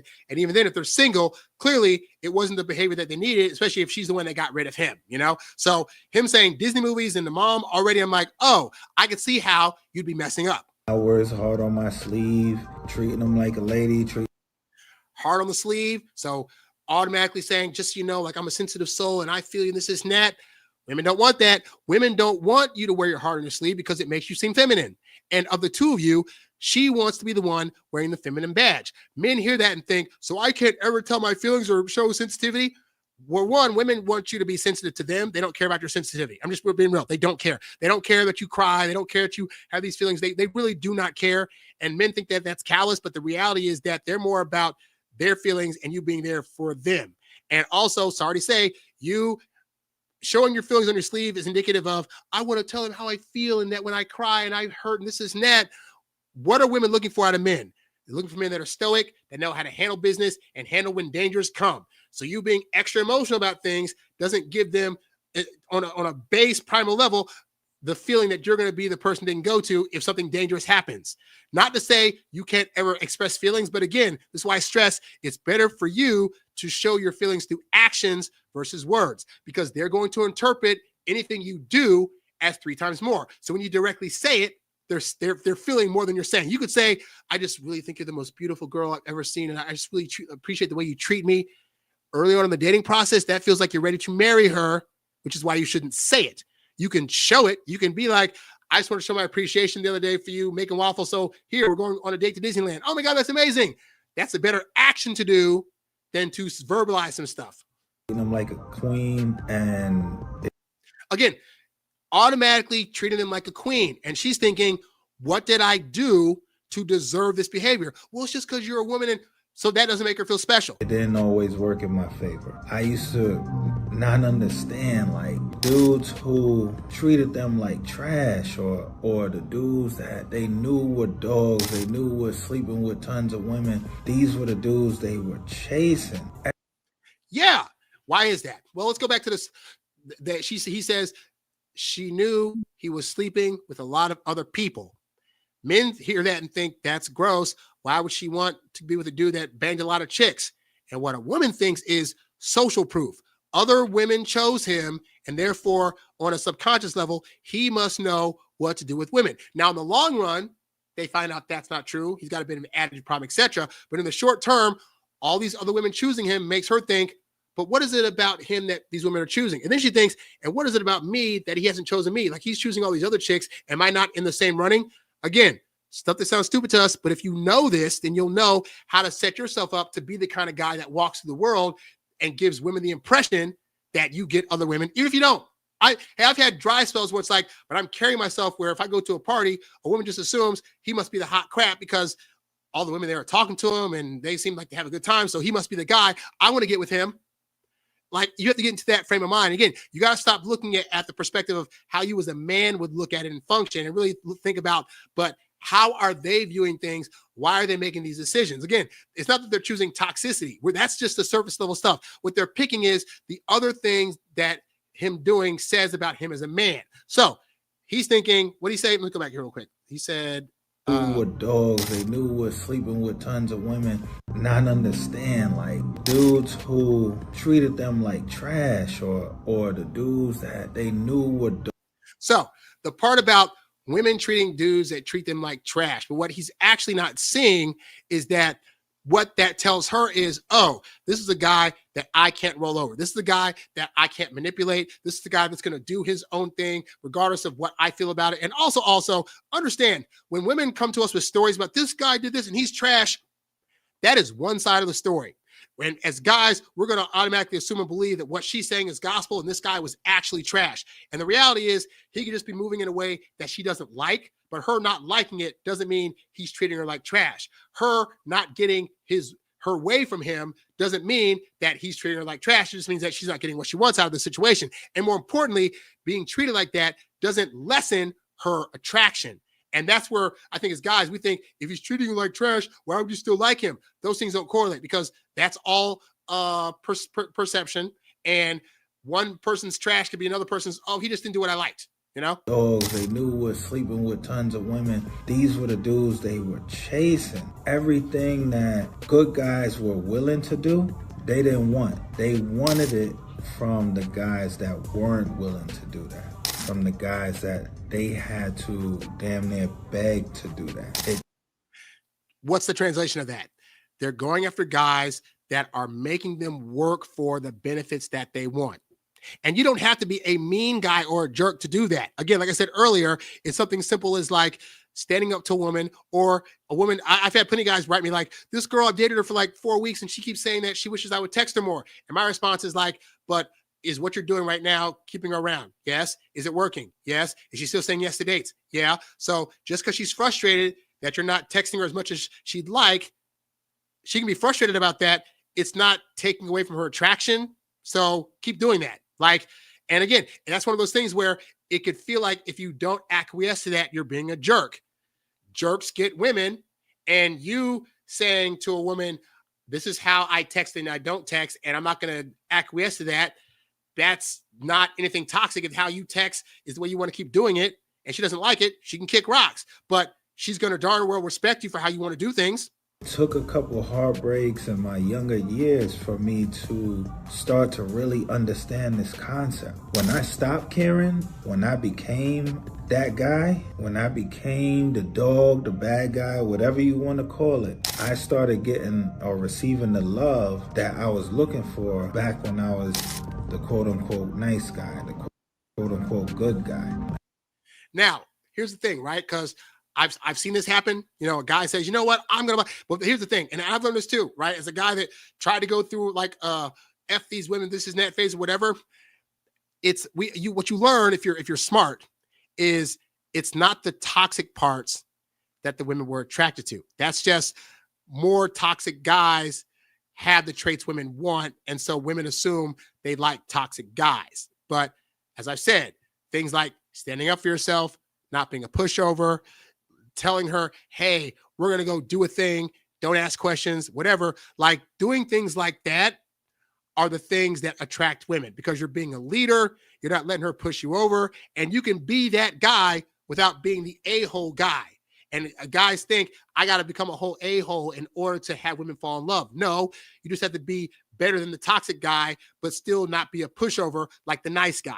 And if you can merge those two worlds together, you will find you can get benefits because women out here, I have found they do want a guy that's going to treat them well. They just don't want it to be at the expense of them being suck-ups. And that's where women lose respect is when the guy feels like a suck-up, where it feels like he's doing scripted stuff to try to keep her around and all that kind of stuff, you know? And it baffled me because by that time, I didn't want it no more. I was good. Like, I didn't want it. Like, I didn't even look at you the same no more. And that's when I started understanding the psychology of it. An older gentleman told me once, he said, you could either love them or you can understand them, but you can't do both. And now, I will say that is a lie, but what will happen is this, because I've observed this with myself, right? As you become more analytical about the dating process, like all my dating processes now is like zeros and ones. Like it's just, you do this, you'll get that, and do these things, don't do these things, whatever, right? And you come to a logical conclusion about what things are going to work and what things are not going to work. And you go into like, okay, you go on a date. Okay, I know to say this thing. I know to do this thing, to look out for this thing. Here's how I get her to want to touch me, all this other stuff, right? You'll find that the idealistic version of love that you may have had goes away, which can make it feel less emotional. Like I'm very much less of an emotional person when it comes to people that I'm with. I don't have these Disney fantasies. I'm not thinking like, oh, I'm going to just head over heels. It's just kind of like, oh, but I also recognize that I'm putting these processes in place for women that I want to get with because I potentially feel love for them, right? But I've learned not to have it at the intense level to where I get completely blinded by my emotions to where I make dumb decisions. So as you become more analytical in your love process, the way that you love is going to feel different. And that can make you think, oh, I must not love her because I understand how she functions and what I do. But just understand that part of the reason you're doing those processes for that woman is because you love her. And just because it's not this high intensity love or this, your love is not going to be as equated with feelings as it is with like loyalty and duty. But the process you're putting forth, you're doing because you love that person. So I can very much be with a person and I've done all the things I can to understand how to maneuver with that person and how to be with that person and understand that I'm doing that because I care for them immensely, but I'm not going to be tripped up by the emotional aspect of love. And I think in the United States, we've put so much focus on like emotional love is the real love. And it's like, no, duty love, loyalty love, love of family, love of friends, those are all real loves too, even if they're not having these heightened emotions that come with them. When you start to understand women, it's going to be harder and harder for you to find one that you truly love because now you understand the psychology of how things work. And I wouldn't say it's necessarily harder. It's going to be harder to accept bull crap from women because, like, for example, right now you might be a guy that you meet up a girl and she's had trauma. She came from a bad family environment, but you're like, oh, but I could still be with her and she could eventually change those things, right? You're very idealistic, right? After you learn the things like, for example, I teach you guys, if you date women with trauma, the chances of them getting over that trauma and having it not affect the relationship are very, very slim. So I just find that I don't like to date women with trauma. And I found it's made my dating life immensely easier, right? And so now, if you go on dates, you might date like 4 or 5 women that back to back to back. Each one of these women you go on a date with have on that first date are telling you about some trauma that they had. And you're like, crap, I wanted to bang her. I wanted to date her. And now I hear this trauma. Oh, I can't date her. But you're better for it in the long run. You are better for it being able to understand women enough to know which ones to get rid of because you'll get rid of them a lot faster and waste your time less versus if you didn't know that and you're dating a woman for like 6 months to a year before you realize, I mean, I saw she was toxic on date 1, but I thought I could make it work and I realized I can't. So now you'll know on date 1, oh, she said she has trauma. She said she's been abusive in relationships. Oh, I'm out. Like you'll be out and you'll be mad if you don't get that hookup. But you know what will also happen? You will not have had that hookup. You won't have that soul tie. You won't have this person trying to stalk your pages or get you on the phone later and tell all these stories about you. Like it's better to know, even though you'll be getting rid of a lot more women faster because you'll be able to tell off date 1 or 2 how toxic this person is. And with relation to that, like how bad they're going to be for your life. Sometimes that might not always sit right with you. I know guys who have gained this understanding and they said they can never see themselves being in a serious relationship or being married ever in life because they know how the system works. And sadly, unfortunately, in most cases, not all, they know once the next guy comes around who poses more of a challenge, there's a high probability of you getting left or getting cheated on. And some men don't want to deal with that. Now, here's the reality with respect to that, right? Because I've experienced, for example, men will say things like, well, all women want a guy that earns 6 figures and has 6-pack abs and drives a 6 and all this other stuff, right? And what I've experienced is that, like Doc Love used to say, high interest level cuts everything. I have dated women who made more money than me that had high interest level. And we go to parties or functions or networking events and other guys would be there that had more money, maybe looked a little better than me, had a far higher paying station in life or whatever.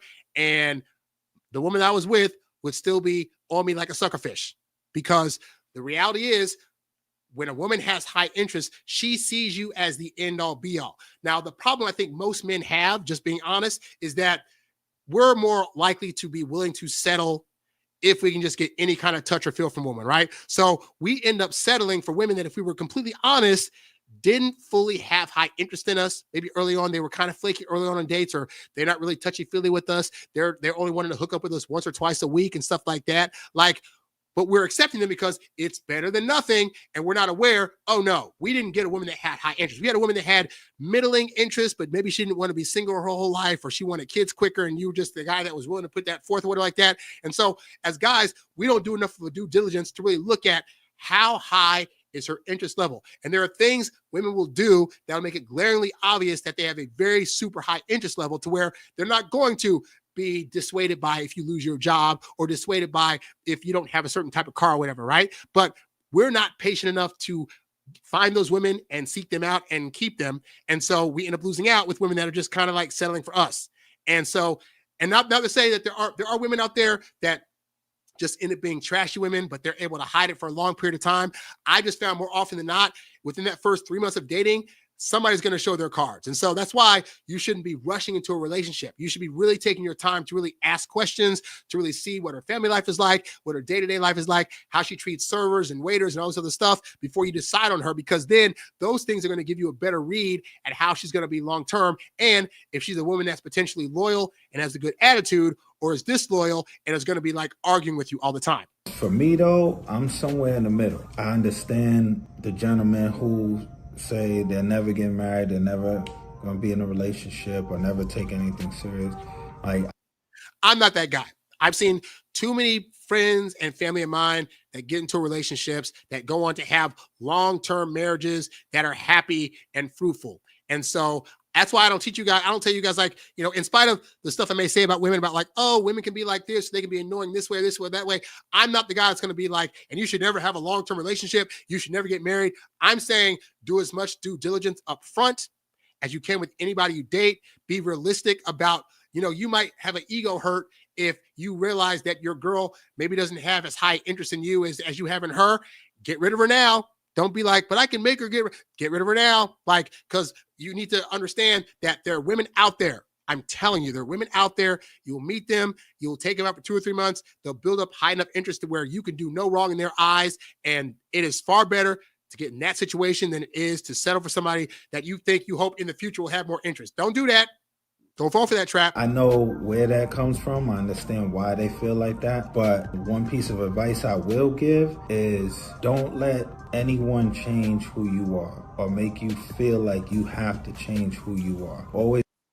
Okay. You know how I feel about this, guys, but suffice to say, partially yes to his thing, but also recognize that there may be things about you in your current iteration that need work. You know, I'm never the guy that's going to be like, you should always just be your complete self and just be how you are right now, because we could all use some work. You know, I'm still working on trying to talk slower because people comment on that all the time. It may never happen, but it's an ongoing work in progress. So I could be the guy that's like, but this is how I talk, and F you and blah, blah, blah, blah, blah. It's worth working on. So in your life, maybe you don't dress that well, or maybe your conversations on dates consist of you monologuing to women and not putting a break in your conversation. Or maybe you tell sexual jokes and you're not aware of it. Or maybe you're the opposite. Maybe you don't say enough on these dates where women are like, he doesn't give good conversation. Or maybe you touch women too early on dates and you're not aware of it. Like, if you're getting consistently bad results, then how you are right now, while you could be a great person, there are some rough edges that need to be sanded down and, yes, changed in order for you to be a person that's not only be a better person in the course of being out in the world, but it's also going to work better for women at large. So yeah, don't change the core of who you are unless you just have like some really bad core thoughts or ideas about yourself. But consider that change is not a bad thing. We are always evolving. And sometimes it just means evolving from doing certain habits or being certain ways to being other ways that are going to elevate your lifestyle and also being able to get more women as a result. Be true to who you are. If you a guy that wants marriage, wants a family, you come across the people we seen in the beginning of this video, bro, look at it as a sign. Be thankful for it. Every heartbreak I experienced or every letdown, I eventually became so grateful to God that he allowed that to happen, because if not, right now I'll be stuck in situations that would probably be destroying me. That's an interesting observation, because I have also noticed as an older guy that like there are women either I had crushes on or that I dated in the past, ranging from like high school to my 30s, where I was just like, oh, I wish it could work out. Oh, I'm so distraught. I'm so heartbroken.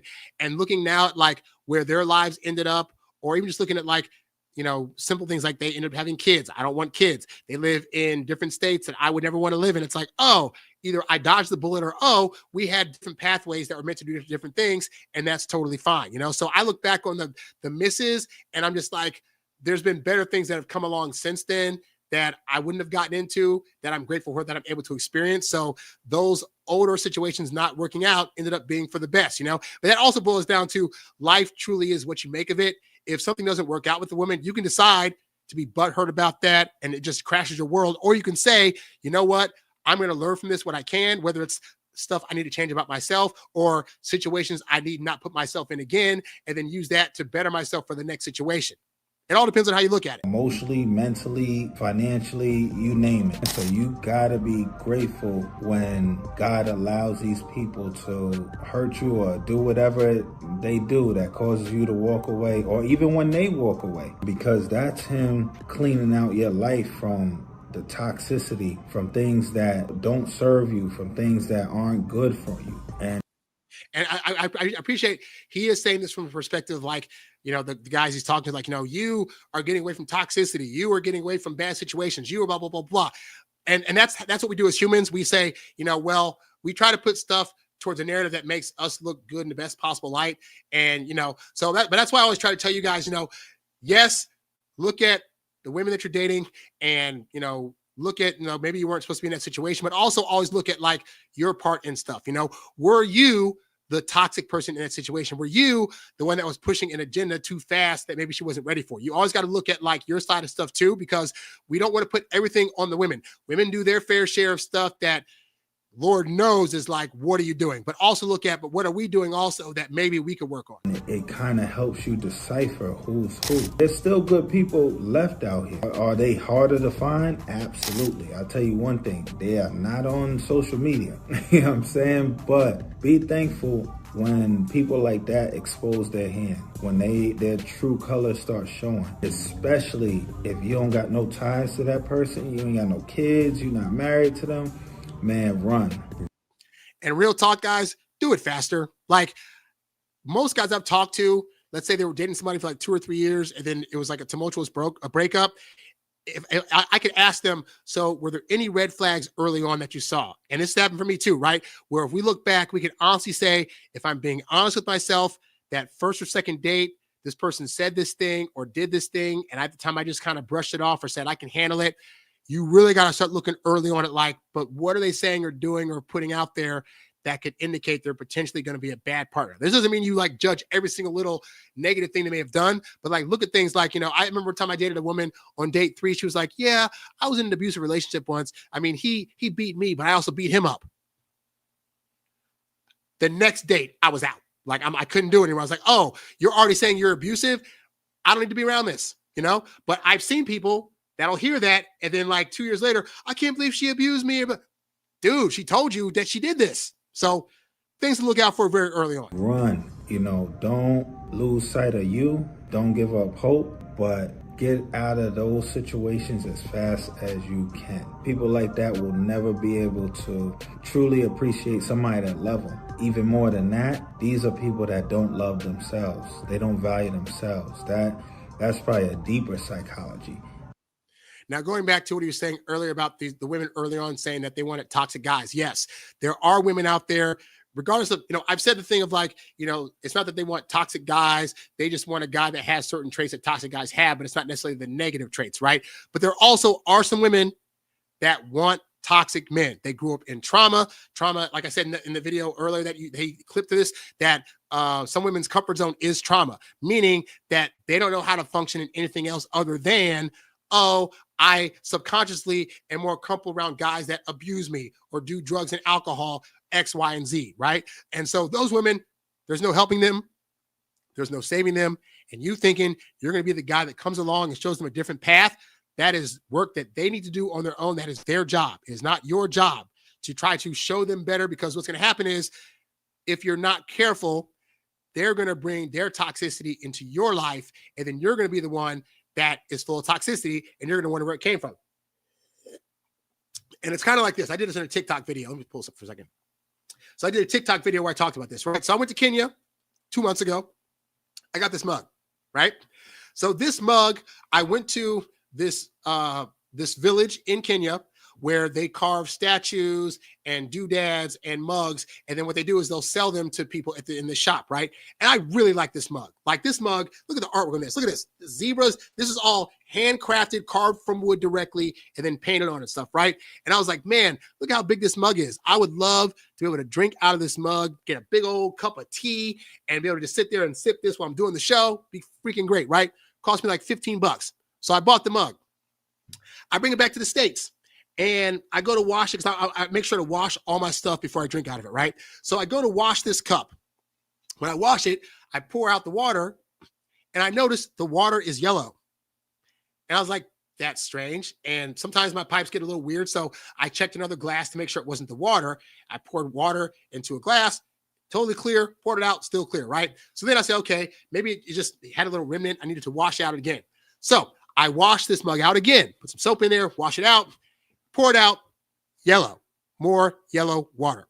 And so I washed this thing for a solid 10 minutes thinking eventually it's going to stop showing yellow water. And I kept washing it. I kept pouring it out, yellow, every single time. So now at this point, I have a really nice looking mug that I can't drink out of because I don't want to drink yellow water.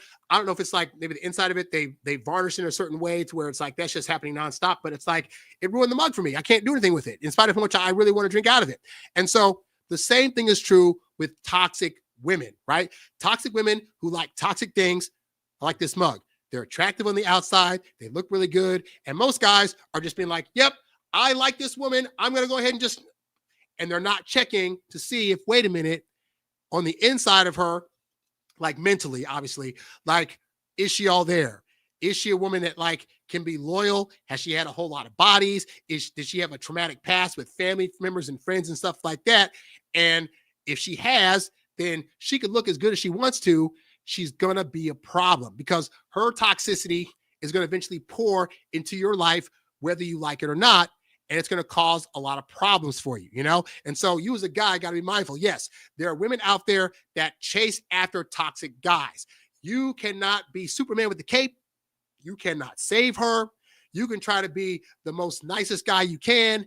I can assure you there's going to come a point in time when she's going to try to start arguments and start fights, and she's going to be yelling at you, and she's really yelling at previous trauma she had. Maybe her father wasn't there. Maybe her father was abusive or whatever, but she's going to be yelling at you and bringing toxicity to you and wanting to do drugs and alcohol around you and trying to get you to do that stuff because as good as she looks, she's toxic on the inside. So this is why, guys, again, you got to do your due diligence. You can't just assume every woman you see that you want to bang is a good choice because some women out there only want toxic dudes and they have their own toxic lifestyles. And unfortunately, as pretty as they are, as much as you want to be with them, they're not going to be a good candidate in the long run. And all you can control is if you see something toxic and you're able to get to know the inside of it, and then you decide, I still want to be with her because she still looks pretty. You can do that. That's your right to do that. You're going to have a bad time. But anyway, so I just wanted to analyze some of that guy's video because I appreciated him putting me in his video. I thought it was freaking cool, right? So that's the first time I've ever seen that happen. So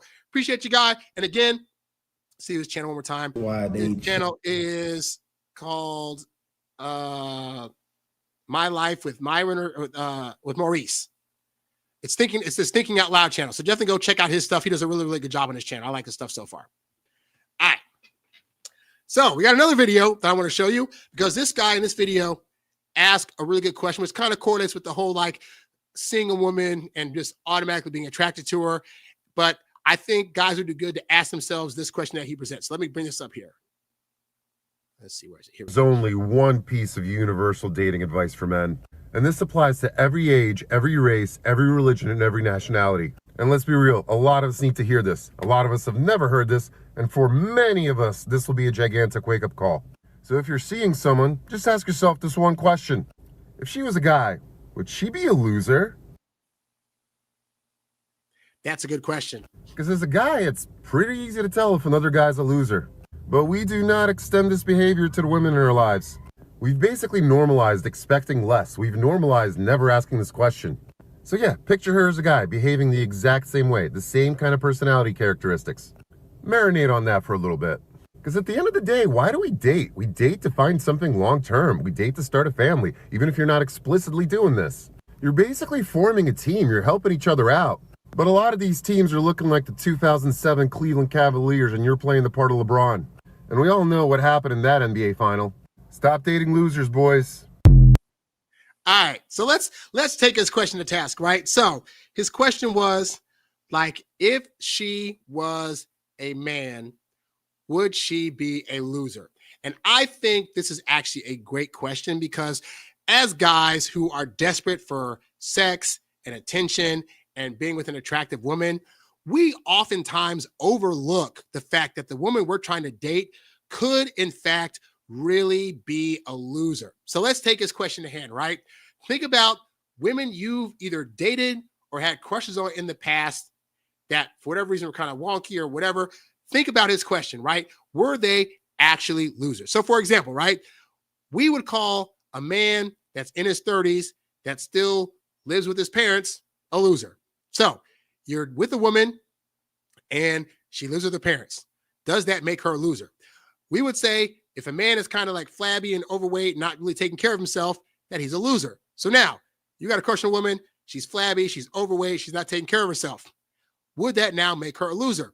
We would call a man a loser that is heavy into like drugs and alcohol, and he's like 30 or 40 plus, and he's like still going to nightclubs and partying, right?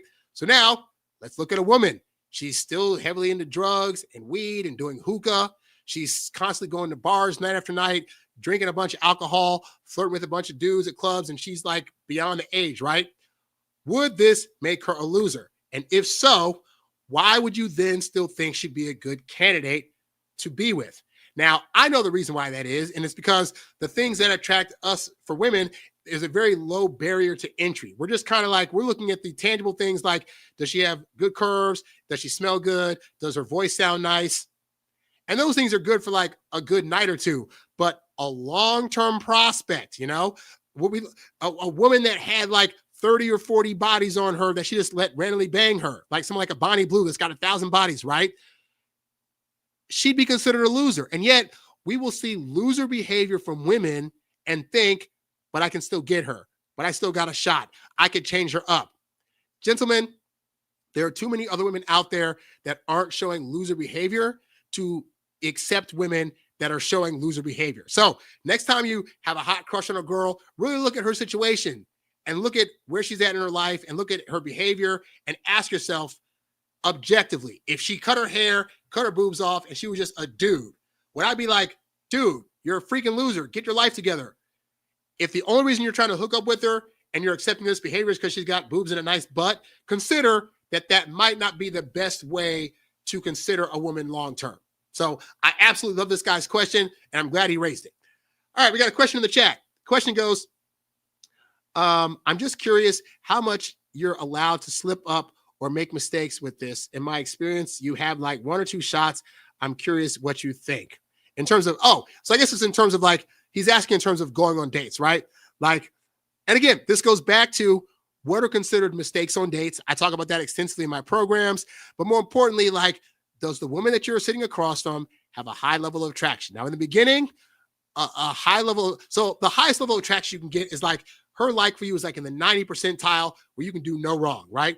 Early on, a high interest might look like it starts at like 65 to 70%, right? But really, going on a date and doing the right or wrong things, ideally, you're just acting like sane on a date, if that makes sense. Like you're not saying things too explicit. You're not trying to overly touch her or grab her without her consent.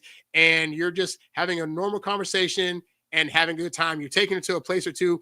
I try to keep early dates low key. So your restaurants, maybe like a putt-putt golfing range, arcade, you're going on a walk somewhere in a park. Like, you're not trying to plan any activities that are going to be that are going to cause high risk for something wrong to happen. You know, if you go to a pizza restaurant or an Italian restaurant and she can't eat cheese, okay, pivot. There's nothing else. Like I find most of the time mistakes that arise are going to be told to you by women that have low interest. Oh, well, you didn't text me right away, or, oh, you went on a date, but you wore tennis shoes instead of like dress shoes.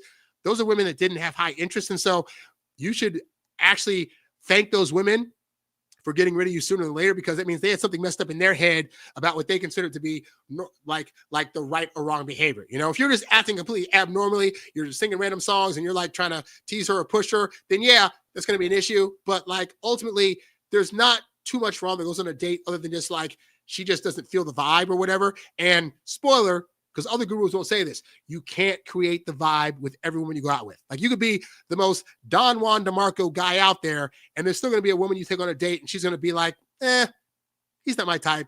Wrong height, wrong weight, wrong skin color. Didn't like his voice. He chews kind of weird. Like, that's still par for the course. But that's why you try to get multiple dates with people, because you're going to eventually run into one where things work out. So don't assume that if it's a mistake, that it's a real mistake. And again, there are things you can work on, which I go over in these videos extensively, as well as in my Get Girls Academy program.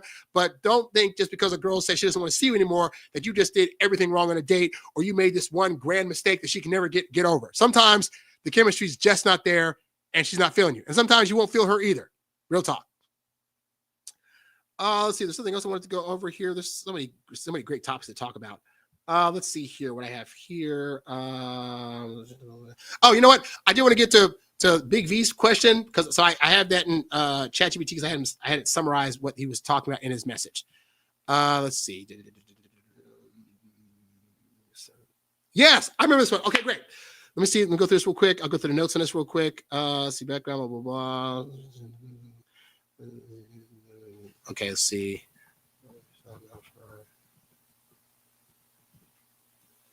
Okay, let me just do this real quick. See. Okay, so I'm going to go over the gist of what his message was, because it was a very, very long message. And then I'm going to get the part that blows this thing up altogether, right? So this is a guy that followed me for a long time on my previous podcast, and he's writing me now about a woman that he dated. Well, he was in a 4-month situationship with, right? So here are the bullet points, because it was a long message. So basically, he recently ended a 4-month situationship with a 27-year-old woman. And for context, this guy that wrote me, he's 44. They matched on Hinge, and she initiated contact, which was rare for him. And they connected, and it started very effortlessly. They went on an ideal first date that led to consistent hookups and quality time. So green flags was she initiated all contact and plans early on. At some point, she introduced him to her mom and the friends, which I say in the first 3 months should not be happening. But anyway, she referred to him positively to others, mentioned that she had just ended things with a guy who had wanted a relationship. He said the relationship felt easy, fun, and chill. And up to this point, there were no arguments. And he felt that she was genuinely into him and not chasing him for status or money. All good things so far, right? Red flags. She recently got out of a long-term relationship, and she's still friends with her exes. I'm already not a fan of that, because I don't believe you should be dating women that keep their exes in their lives. It causes too much turmoil. I'll get to this one in a minute. He said that she had some daddy issues. That was his words. And then there was an age gap. All right. So the turning point was there was a beach day hangout with her male friends and the friend that, I guess she had hooked up with previously. Other guys were flirting and touching her in front of him. He felt disrespected and uncomfortable. She wanted to go to an after party and possibly ditch this guy, the guy that wrote me, right? And so he pushed back and said that, no, I don't want to do that. And so she reluctantly decided not to go hang out with her friends. But later on, that caused tension and a noticeable change in her demeanor. So the next day, she started acting distant and was playing on her phone and was ignoring him. And then when he tried to bring up the way that her friends acted the day before and that he found it to be disrespectful, she got very, very defensive. And then she said to him, well, we're not actually dating exclusively because they're in a situationship, which is why I'm not a fan of situationships. And she started acting coldly. So he said, well, should I stay or should I go? Because they were hanging out at her place and they were supposed to be hanging out for multiple days. And she was like, well, I don't care either way. So he packed the stuff up and he left. And then after that, there was a brief cold interaction that because he needed to go get his stuff from her place. And so he was able to go over there and get it. And so post this time, she sent a random Snapchat later that had a friendly vibe to it.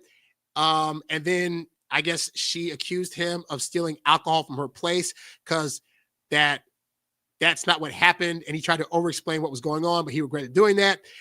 And then later on, he thought that was the end of it. He posted Instagram stories of him with another girl in an attempt to try to make her jealous. And then she saw that and immediately unfollowed him. I don't think as a guy you need to be doing that kind of stuff, but it is what it is. And then since that time, they've had no contact for 3 to 4 days, which is the longest silence that they've had since they first met. So his reflection is that he believes he lost his center that night, which showed her weakness. And he wishes he had responded calmly and unbothered and said, like when she said, hey, my friends are going to go to this other place. He wished he'd have said like, oh, well, you go ahead and do that. I'll go home, instead of acting jealous and appearing weak.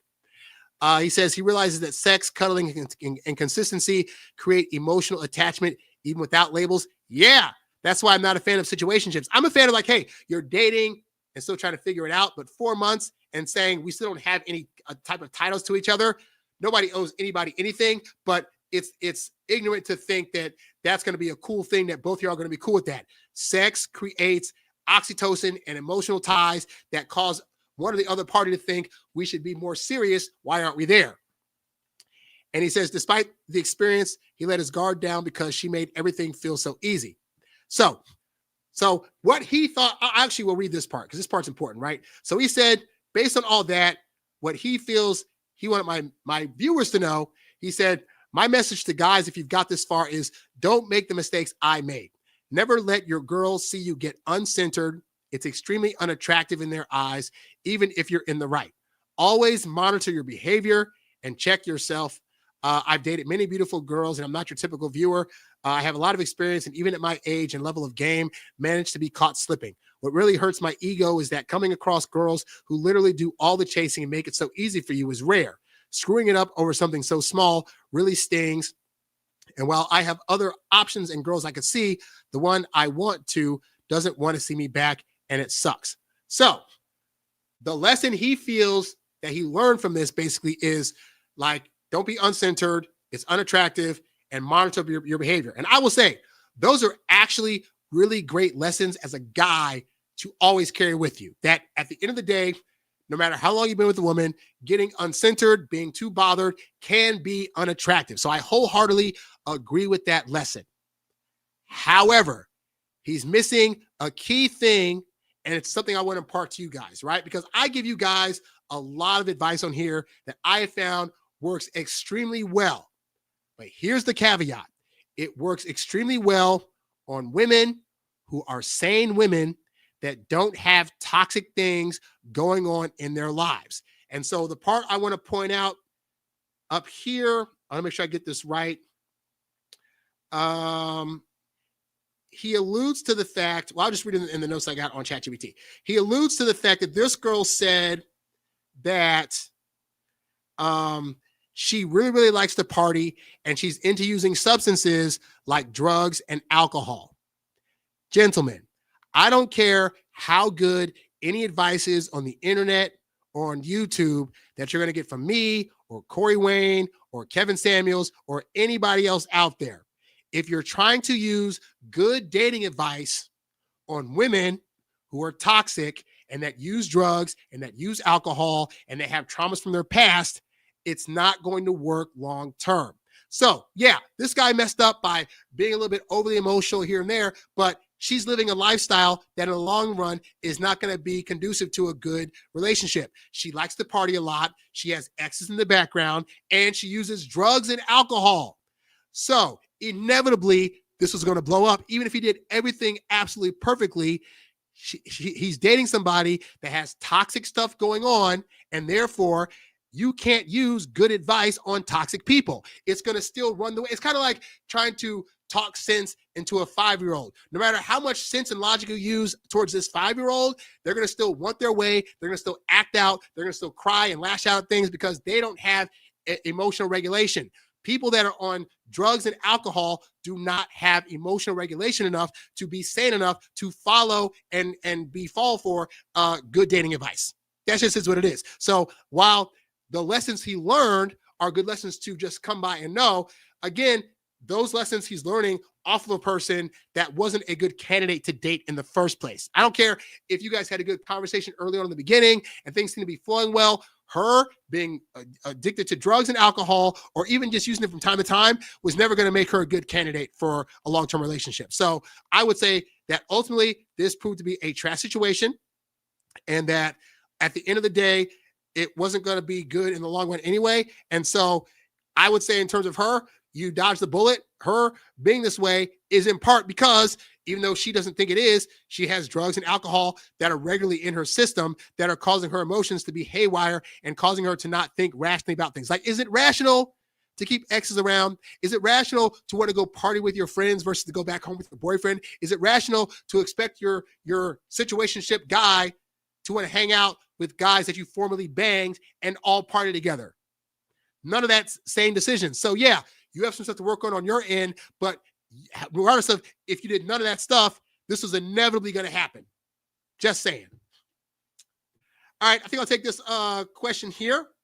Let's see. Oh, this guy said, just saw your response. That's cool. It makes sense. I meant more like in terms of being confident, pushover, things to do with your general conduct, like how many strikes do you get? Okay, so this guy's asking the question of, like, basically when you're dating a woman, how many strikes do you get in terms of when you're not being confident or being a pushover, or when you're not being confident, when you're being a pushover, when you're doing things like over time, how many chances of that do you get?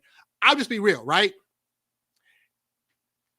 You can do that sporadically, but if, like, say 1 month you become not confident, if the next month you become a pushover, the next month you're doing, right? What's happening is this, is that over time, that woman's going to realize that you are no longer the guy that you were when she first started dating you, which is going to make her not trust if she's getting the real version of you, right?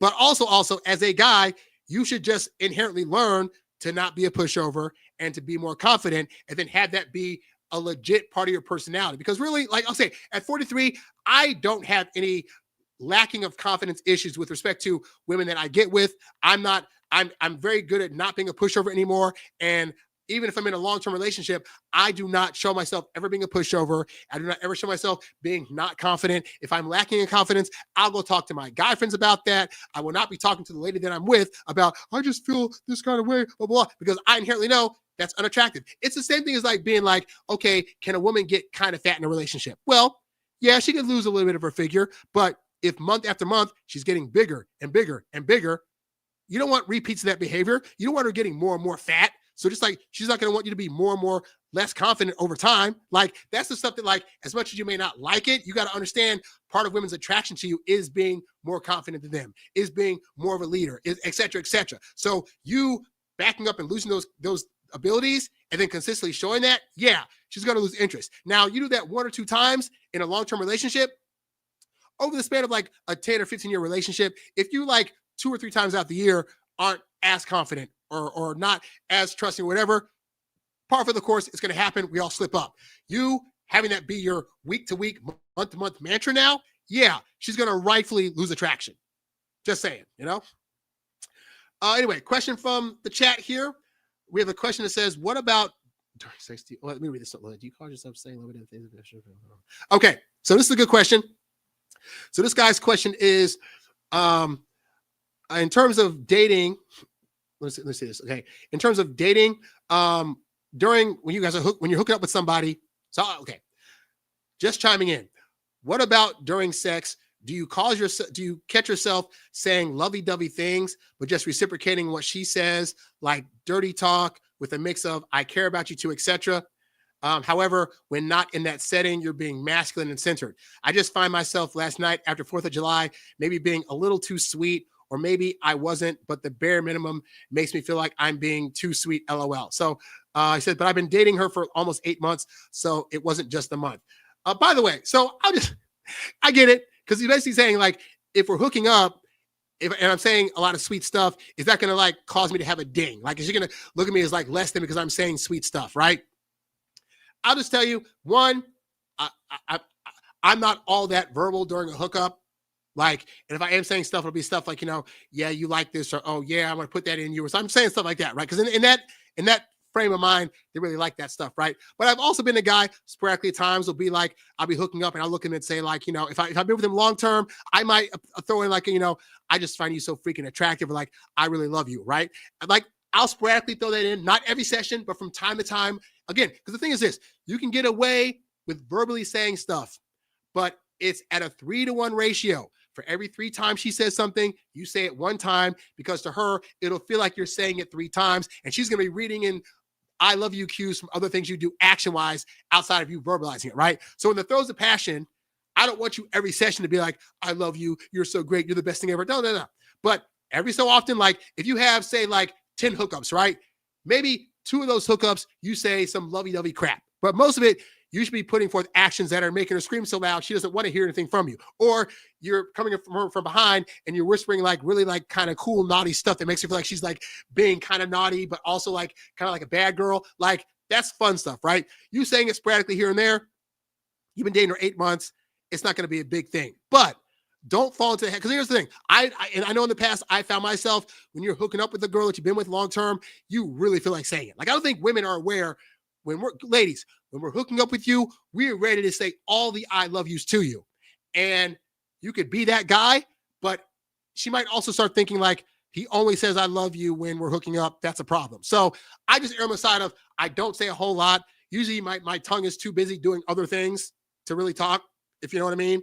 But overall, you won't get dinged too bad for it. Just, don't pile it on. Like, if you're going to say something, say like 1 lovey-dovey thing. Don't say like 3 to 5 lovey-dovey things, because she doesn't need to hear all that to feel it from you. You're already inside her, so she already kind of gets that you like her. Saying 1 thing should be more than enough. Even if you feel like you want to say more, again, you got to look at, just because you feel like you want to say more things, is that going to be something that she actually needs? And I found more often than not, the answer is no. So don't go overboard. Hopefully that answers your question. He says, by the way, y'all, get Harry's new book. Whether you're in a relationship or not, it's going to keep you on your game, and we don't stop at halftime. Yeah, thank you very much. That's what I'm saying. Like, I appreciate you. Yeah, so the book that I have out now, guys, is called The Approach Anxiety Cure. If you have any anxieties or whatever about how to approach women, when to approach them, where to approach them, what to say when you're trying to approach them, this book, The Anxious Anxiety Cure, is going to help you figure out once and for all those things, so you will have a clear head and you will not be nervous about approaching any woman anywhere. So you can get that book right now. I need to put it on my website, but if you go to the link that's in the description, as well as the link that's currently in the chat, you will find the book there, and you will get all the knowledge that you need about approaching women ever in that. Oh, so yeah, thanks for watching that. So hopefully you get some education about that. Like I said, that letter was long, but hopefully you got out of that what you needed to get out of that. So anyway, guys, I think that's all I have for today. I mean, it's been 2 hours. I could go on talking for hours on end. I have other things I didn't even get a chance to get to yet. Let's see. You know what? Let's see. I want to read this or not. So I don't know if I've actually gone over this message before, but I answered it on Reddit. So I'll have this be the last thing I go over. And then again, if there's any other questions you guys ask, then I'll be happy to like answer that question also. But I will answer this real quick because I'm running out of water. Okay. So I saw this question on Reddit. And so this question is this. There was this girl I've been dating for 2 months. Things were good until she started to pull away. He says the reason for that is because I showed too much interest in her, saying that I wanted a relationship with her and being very, very available in her request, which, as you guys know by now, is a huge mistake. She had a lot going on right now with full-time work, study, hobbies, etc., a family not in good shape, friends, and it's kind of overwhelming. I asked her if she wanted to try anyway, besides all of that. So just brush herself to the side. And she's unsure about it. She's unsure about me. She's not into me like she was before. Honestly, I can't tell if this could work out, maybe with patience, maybe in the future or not. I tried to understand if she wants me in her life, if I am the problem, or her life is dragging her down. Couldn't get a straight answer, just a lot of I don't knows. That's code for the answer is yes, but I don't want to hurt your feelings. I'm not sure how to move in this situation. Any pieces of advice on what to do is very appreciated. Yes. So basically, in the span of 2 months, this guy's doing all the things to lower this woman's interest. So I'm going to give you guys the 5 gay, let's say not 5 days, Jesus. Let me see. Okay. So I'm going to give you guys 5 ways to regain a woman's interest that you have lowered through various simp actions, right? So here's the first thing to do. Please, please, please stop talking to any women about your feelings.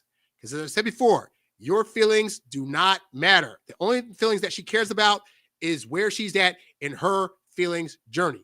You expressing your feelings is always going to feel like you're pressuring her, which is evidenced by what this guy did. Now, in the comment section, somebody after this said, how dare you say that men's feelings don't matter? No, it's not that your feelings don't matter. I say that with regard to where she's at in her feelings journey. Early on, all she's trying to do is assess how she feels about you and where she's at. And because you're new, she doesn't have to care about your feelings. She has to care about how you're making her feel and where she's at with respect to that. As she gets to know you more, then yes, your feelings will start to matter more. But early on in the dating process, sorry guys, she does not care how you feel because you're a stranger and you're new. She cares about how she feels. So this is why you blabbing about your feelings has no effect on her, because your feelings be darned. What about where she's at with her feelings? And as you get to understand that more, you'll realize, oh, so me verbalizing my feelings doesn't help because she doesn't care about them, but also it's making her think I've already chosen her, which is putting pressure on her,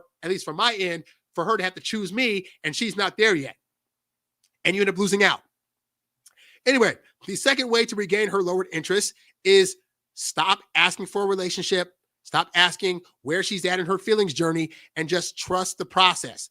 You asking her after month 1 or month 2, so where do I stand? So how do you feel about me? That doesn't make her want to choose you any faster. You have to know that it takes women 2 to 3 months to figure out their feelings for you, and trust that at month 3, if she's feeling all the things, she will come to you and ask for a relationship. For those of you that have struggled to get to a relationship, I understand how it can be hard to think that this would actually happen. As a guy that has dated a lot, I can assure you, around month 2, like clockwork, they will come to you. Like I talked about a guy earlier.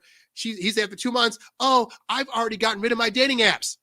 Yeah, by month 2, women that have high interest will start doing things like that to let you know I'm getting rid of all my other options. So again, if you just learn to trust the process, and it only takes 1 or 2 times of going through this process to realize, oh, Harry's right. I need to stop tripping about month 1 because I don't know where she is with her feelings for me, and just trust that they'll eventually get there. And then they get there. Number 3 way to regain her lowered interest is stop being so available. If you find that she's starting to ghost you, check out if you're texting her a lot and if you're trying to request to see her a whole lot.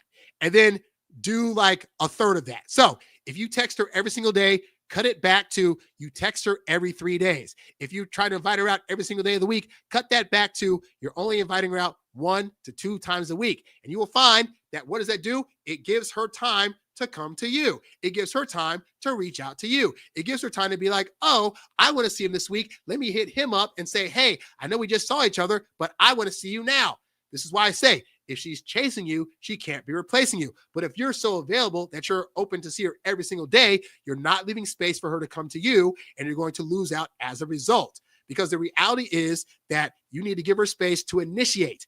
And that gives her subconscious the thought that if she's having to put work in to see you, it must be because she finds that work worth doing because she has a crush on you and she likes you and she wants you to be around. 4th way to regain her lowered interest is to slow down on texting. Again, texting kills attraction. The more you do it, the more she's likely to ghost you or to answer back less.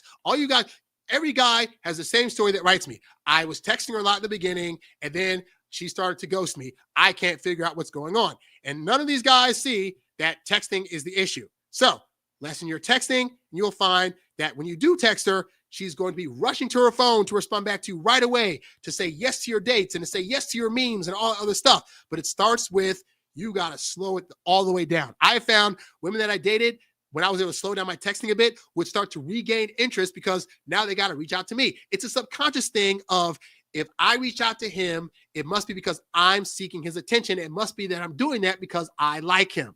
If you don't give women the space to do that exercise, how is she going to convince herself that it's her idea to see you? Just saying. And then the fifth way to regain her lowered interest, please, please, please stop asking women questions that highlight your insecurities. These are things like, so do you see me as a long-term person? Or, well, where do you see that this is at? Or am I dragging you down? Or, well, do you really want to contact me or text me? You probably don't want to hear from me. Like, anything that you put out there that gives some kind of insecurity, just like the guy that asked the last question, it's going to make women dry up quicker than the Sahara Desert, because women fall for guys that are confident. You asking questions that indicate that you're not confident make her do a double take and think, he's not confident. Is this the guy that I really want to date? So I get it, guy. You're not going to feel confident all the time. You're not going to feel like you're your best self all the time. Get some guy friends, get some other female friends, go to your mom and dad and talk to them about it, talk to a therapist, but do not talk to her about all the insecurities you're feeling. It's not going to give her the feeling that she needs to be more attracted to you. Just saying. I know you don't like it that way, but I found if you do these things, then a woman that has started to lower interest will start to come back. Her interest in you will start to build up, and you just got to remember not to fall into the trap of doing all those things again. So hopefully that helps you guys out. All right, guys, that's all I got for today's show. Thank you so much for checking out this episode of Harry Dating Convos. If you have any questions you want to ask me on future shows, leave your comments under any of my videos. I check my comments throughout the course of the week, so that's definitely a good way to get my attention. You can also write to me straightforward at HarryWilmington@gmail.com. Also, guys, go to the link in the description to get my new book, The Approach Anxiety Cure. I'm also going to put it on my website, so you can go to HarryWilmington.com to get the book as well. But I promise you guys, if you want a step-by-step guide that helps you once and for all on how to actually approach women and go from approaching them to talking to them to getting their number to eventually getting a date, then this book takes you step-by-step through that, so you'll not be confused anymore about how that works. So check that out at the website. Also, go there to check out my program, the Get Girls Academy, which has a collection of some of my best trainings that are going to give you a leg up in understanding women, understanding dating, and being more confident in yourself. All that stuff at HarryWilmington.com. If you're listening on the podcast, go to YouTube.com/HarryWilmington to check out the video version of these shows that I do every Saturday. And guys, I do these shows now every Saturday at 11 a.m. So you can check back next Saturday at 11 a.m. I'll be here to talk you guys through more of this stuff. That's all I got. I'll catch you guys on the next one. Hey there, thanks for tuning in to Harry Dating Convos. Don't forget to visit HarryWilmington.com to download my free ebook, Texting Women Like a Boss. And while you're there, if you're ready to take things to the next level with your dating life, check out the Get Girls Academy membership program for exclusive strategies and live coaching. Go to HarryWilmington.com to learn more and join today. Lastly, if you've got a question you'd like answered on one of these shows, leave a comment below or write me at HarryWilmington@gmail.com. I'll catch you on the next one. Peace.